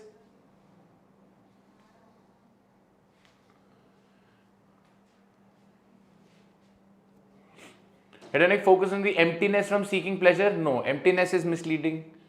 Hedonic focus on what gives pleasure to self? Yes. While eudaimonic focus on what he, she believes benefits the society? Good answer. C says hedonic believes that pleasure leads to fulfillment. Eudaimonic believes that fulfillment leads to pleasure. There is no vice versa relationship displayed. Fourth, D says hedonic believes in seeking pleasure while eudaimonic focuses on depriving oneself of pleasure. That would be stoicism, not eudaimonic. E, hedonic focuses on pleasure to self while eudaimonic focuses on pleasure to the other. We're not talking about pleasure to the other, but social benefit. Clearly, B is the right answer.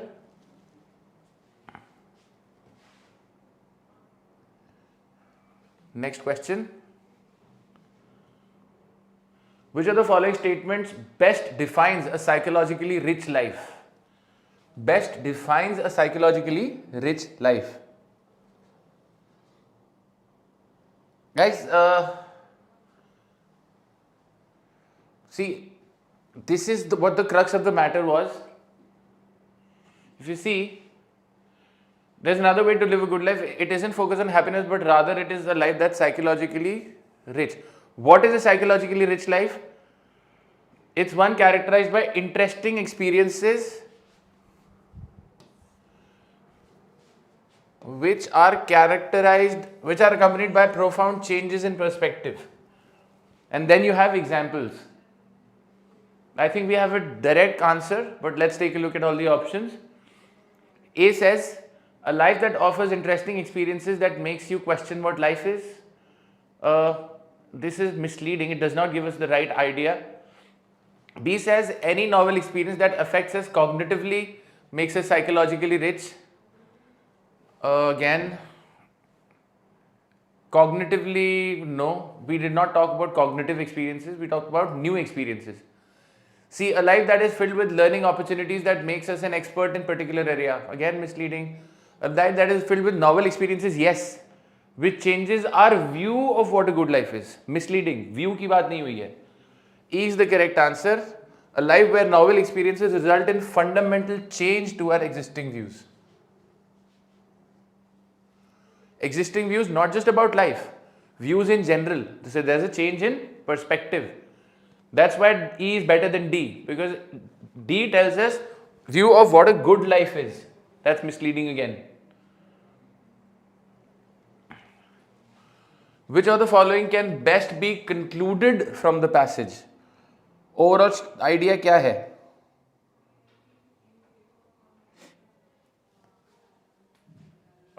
I think towards the end you have the answer.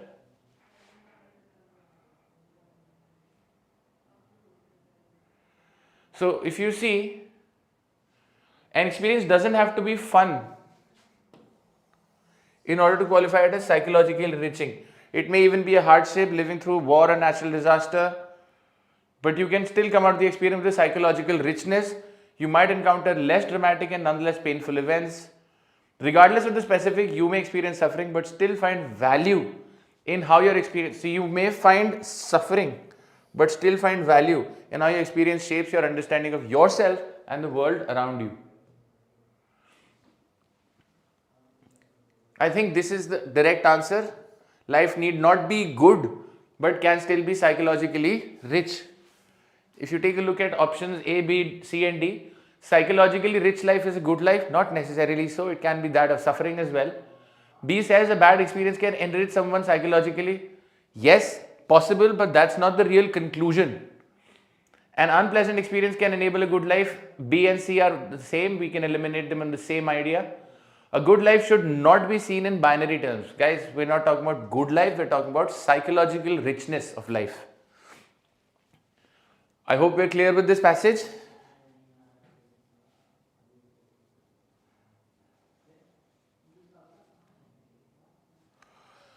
Again, an interesting passage, a good one at that.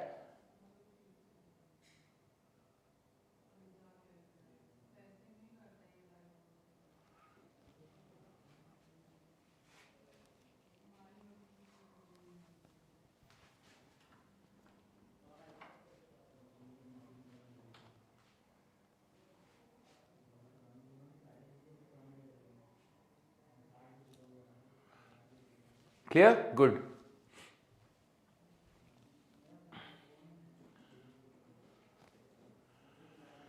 This is the passage that we're going to deal with now.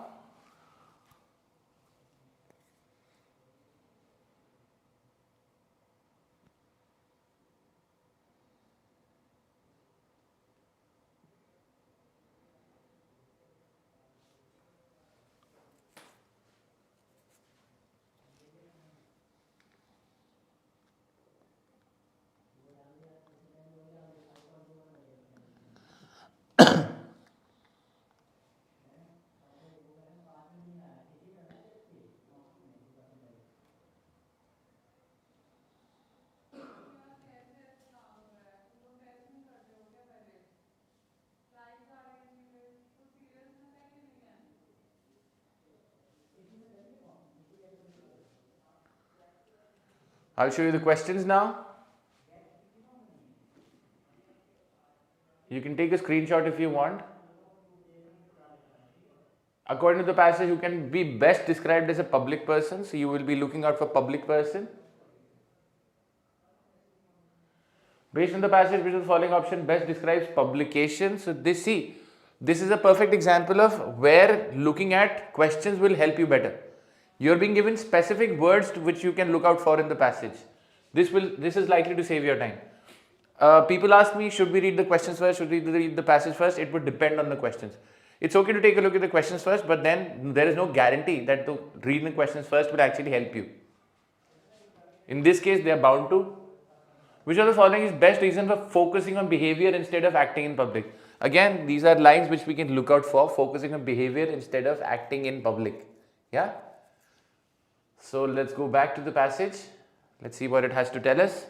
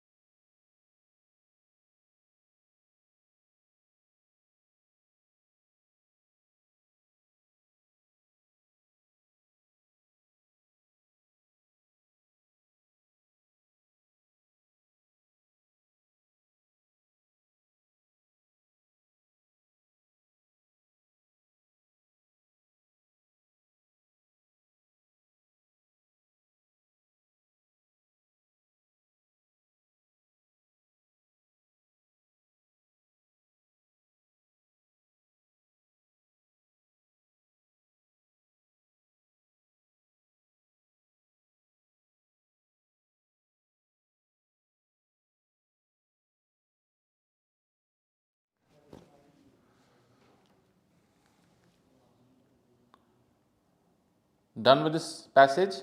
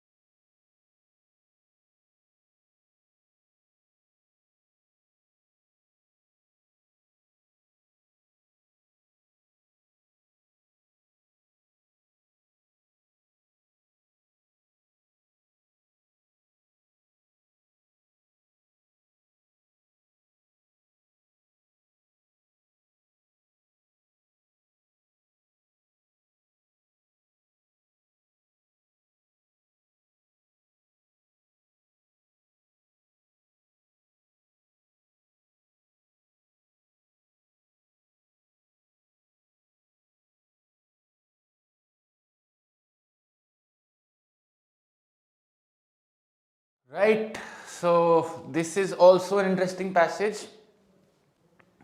It talks about what is politically correct, what is socially correct. Uh, so it talks about social realm is what is permitted by people, and politically is what is, again, that's the basic idea. Politically versus socially, and I'll talk about.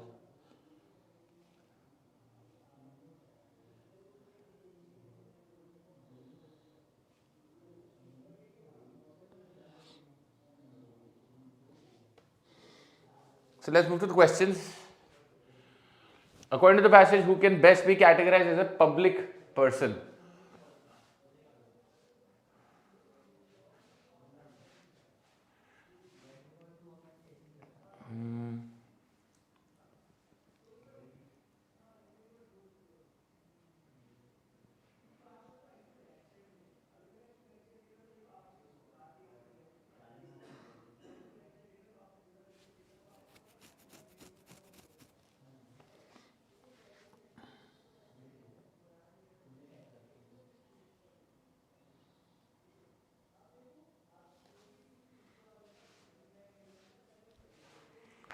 So, okay, public action. Arden tells us public action is an action in which we stand out, are individuated, become in some ways excellent in a manner that is a service to others and a greater good. This is the space where we take risks, subject our common life to scrutiny, seek justice,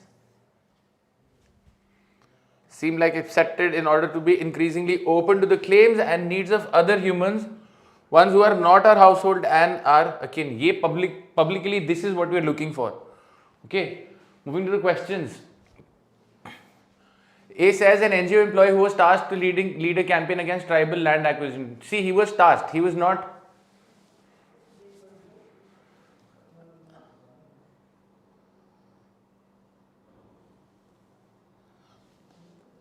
He was doing this. A wildlife photographer who highlighted the plight of poverty-stricken migrants by posting their pictures. Now, this does not concern his task. This is not a part of his job, but he's doing this for the public welfare, right? to be accepted. Again, you see, seek justice in order to be increasingly open to the claims and needs of other humans. So in a way, he's seeking justice here. C says an online fraud victim who ran a campaign against online fraudsters. We can eliminate this because he was personally attacked. So this is his personal vendetta. He's not doing this out of philanthropy. D says a parent who organized protests against a random fee hike by a local school. Again, he's been affected personally. That's why he's in A, he was tasked. He was given a job. In C, there was a victim. D, also a victim. E, a local politician who filed RTI application to unearth financial scams by a village panchayat. See, this is something that a politician is supposed to do. It's one of his requirements. This is what a politician should do. A wildlife photographer clicking poverty-stricken migrants is not. He's doing this for the welfare of the society and can best be categorized as a public person. Clear? Next, based on the passage, which of the following options best describes publication? We're talking about publication.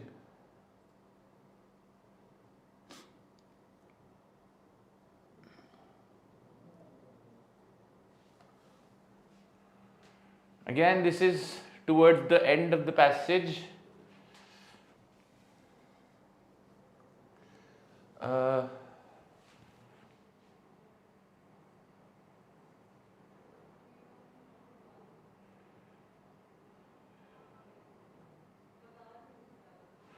Yeah, Ardent wants to drive home the point that the healthy public life requires we do not just see ourselves as social actors, but as fully public persons committed to judging and acting as members of a common world, want to inhabit and pass on. Acting on our core beliefs, no, that's not the case. Acting for a just cause, regardless of what society thinks about it. Just, that's what publication would stand for. C says acting in a way that is perceived to be anti-social. We don't know about anti-social, guys. D says acting based on our conviction regardless of what society thinks. Based on a conviction, that's not what we're talking about either. Acting in a way that is seen as acceptable to society. Guys, acceptable to society is not what we're looking for. We're looking for a just cause. It's the cause which is important. Hence, B.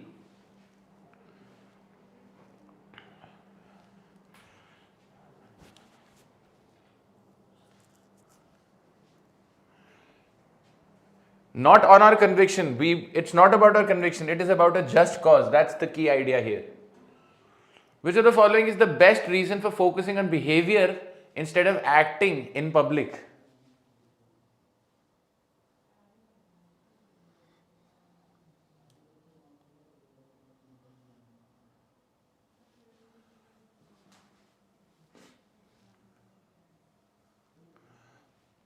Leading, okay, what is accepted by others? You see, we remember we spoke about conformism. I'll just tell you where it is.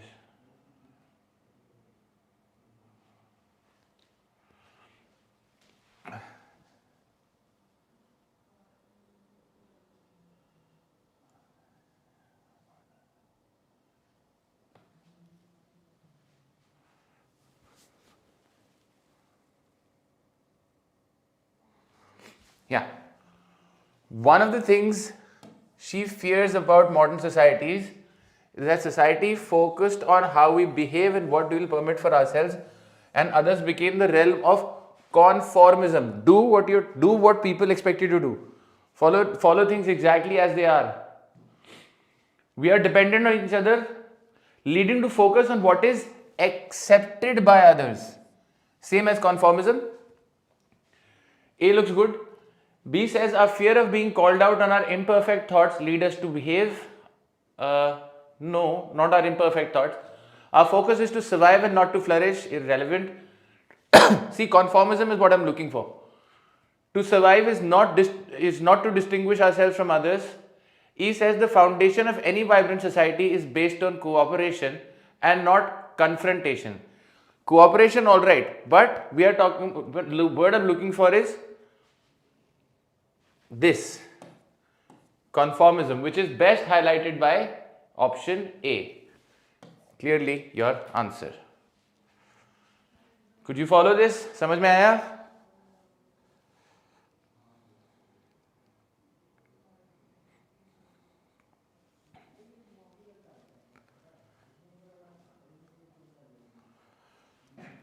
If yes, let's move to the next passage.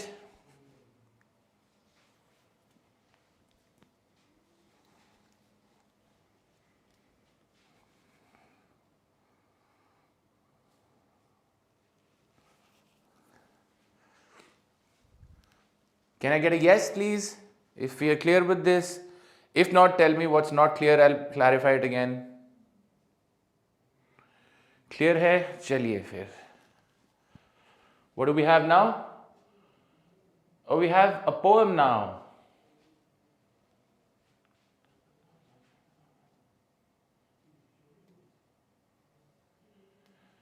Simple poem, guys. Very simple poem.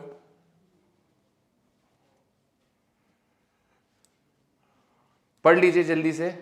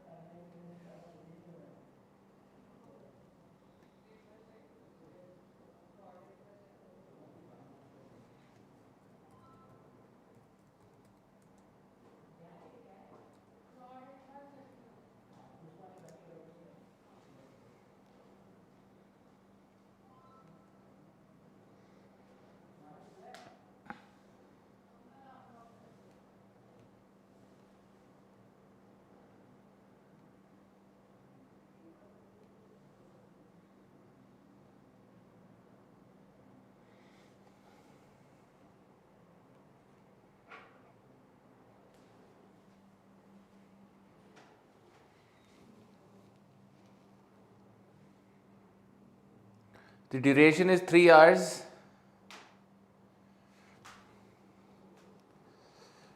But yeah, if you guys are tired, we'll make it the last for today. Otherwise, we can go on.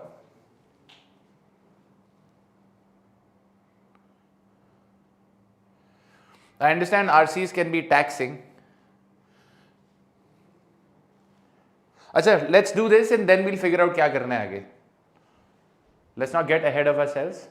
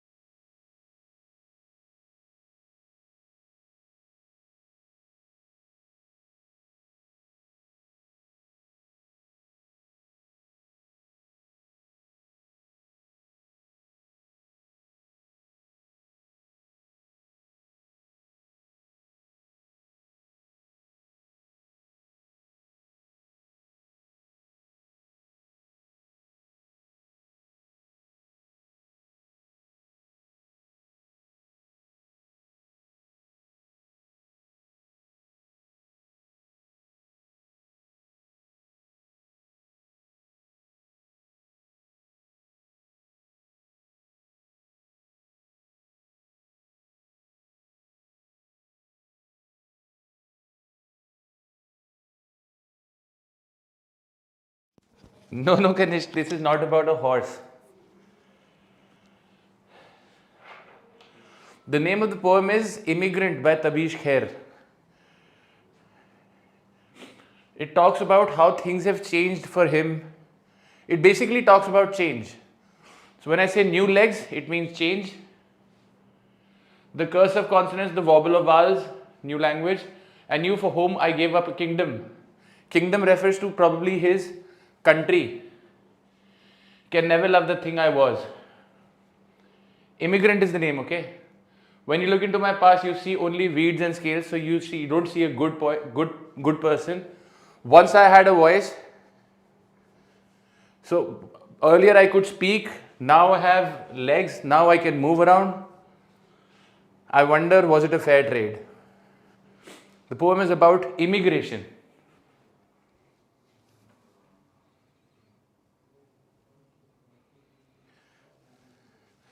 Not necessarily students. Immigrants can be people who've moved out. For example, there are a lot of people who move out of North Korea. There are a lot of people who move out of Afghanistan. They don't want to stay there. वो भी immigrants ही हो गए. Take a look at this question. Which of the following statements best reflects the theme of the poem? बता चुका हूं मैं आपको already.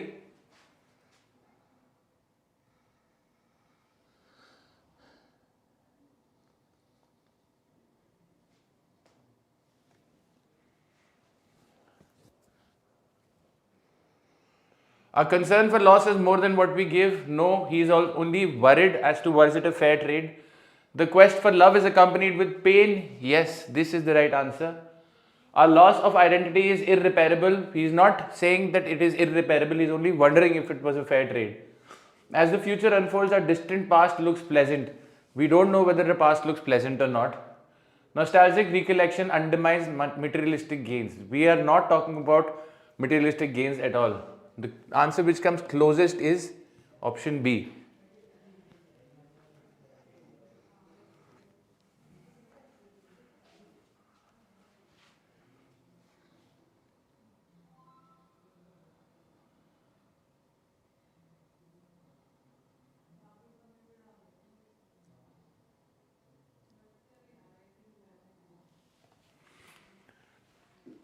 What does the author best mean by once I had a voice, now I have legs? So there has been some sort of a change. The poet is contemplative of his or her identity. He or she was something else earlier, now something else. Once had voice, now have legs. So things have changed. A looks good. The poet has lost his or her speech? No. We're not only talking about a loss, we're talking about a gain as well. C says the poet puts less value on the new world. We can't say whether the poet puts less value on the new world. We don't know this because you see, the poet says, sometimes I wonder, was it a fair trade? The poet's actions speak louder than his words now. No, that's not the concern. The poet is indecisive about choosing between the two worlds. Mind you, the poet has already chosen a new word. The only answer which could be right is option A.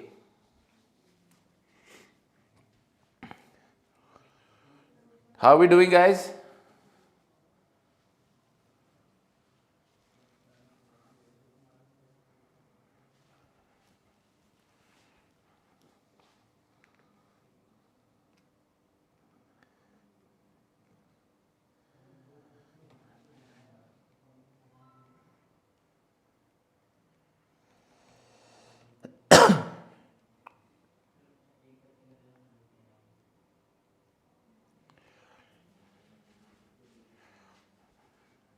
Good.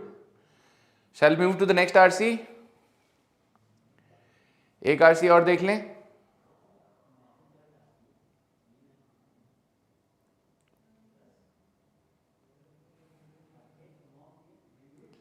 हाँ जी friends, you need to let me know.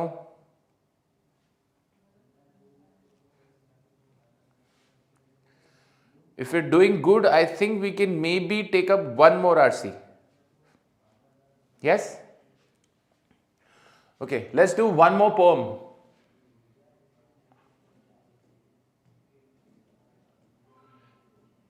ठीक है. Let's do this. This is also not a very difficult poem. It's an easy poem. Last, Akanksha, last. It's an easy poem. Trust me.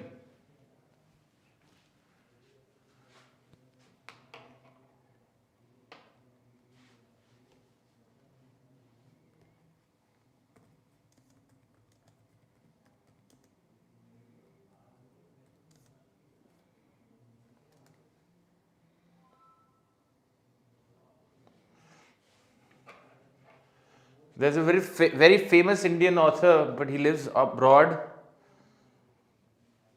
His name is Vikram Seth. The name of the poem is Sit by Vikram Seth. And I think you'll be able to grasp this poem. This is not a very difficult poem. एक बार पढ़ो, आपको समझ में आ जाएगा क्या बोल रहे हैं.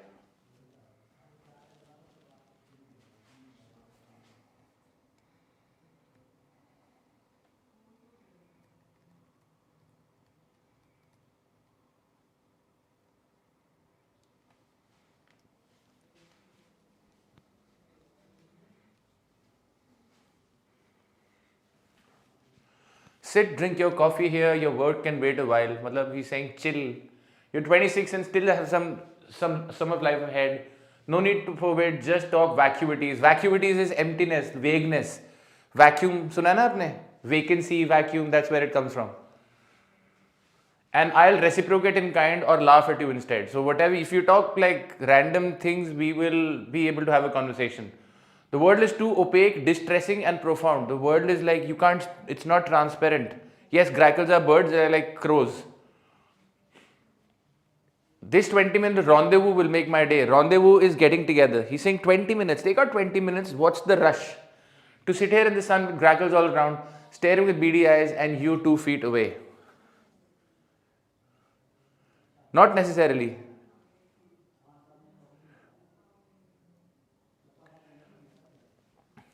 Yeah? Okay, moving to the questions.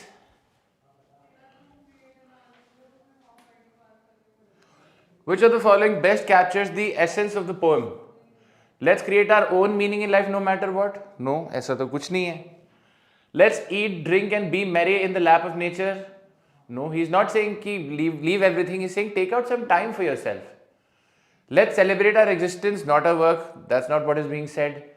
Let's be gibberish, not rational about life. He's not saying let's be gibberish and not rational about life. He's saying sometimes we can talk about random things. हाँ जी मोहम्मद फैज़, हम पढ़ाएंगे वहाँ पे. Yes सार्थक. Last, let's enjoy a moment of peace in this busy life. This is the crux of the matter. That's what he's saying. So E is your answer.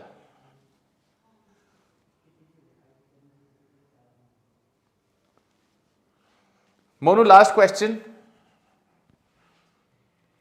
What does the poet best convey by mentioning grackles in these lines, with grackles all around staring with beady eyes and you 2 feet away? See, E says grackles like humans love to bask in the sun. No, that's not the case. D, a small bird like grackle can give us lots of happiness. No, we're not talking about happiness here. Grackles love to stare at us, however they maintain a 2 feet distance. That's not what the purpose is. Over witty discussions, grackles are the pleasant birds to look at. Mind you, we're not having a witty discussion. We're even talking gibberish, they said. We should not care about grackles, but us. Take out some time for yourselves. That's the main idea of the poem. So I think we'll call it a day right now. I hope you enjoyed the session and I hope you could take away something from it.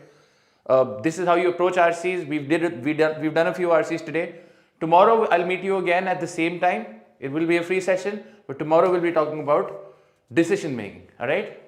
Thank you guys for joining in, being patient with me. I'll see you tomorrow. Cheers.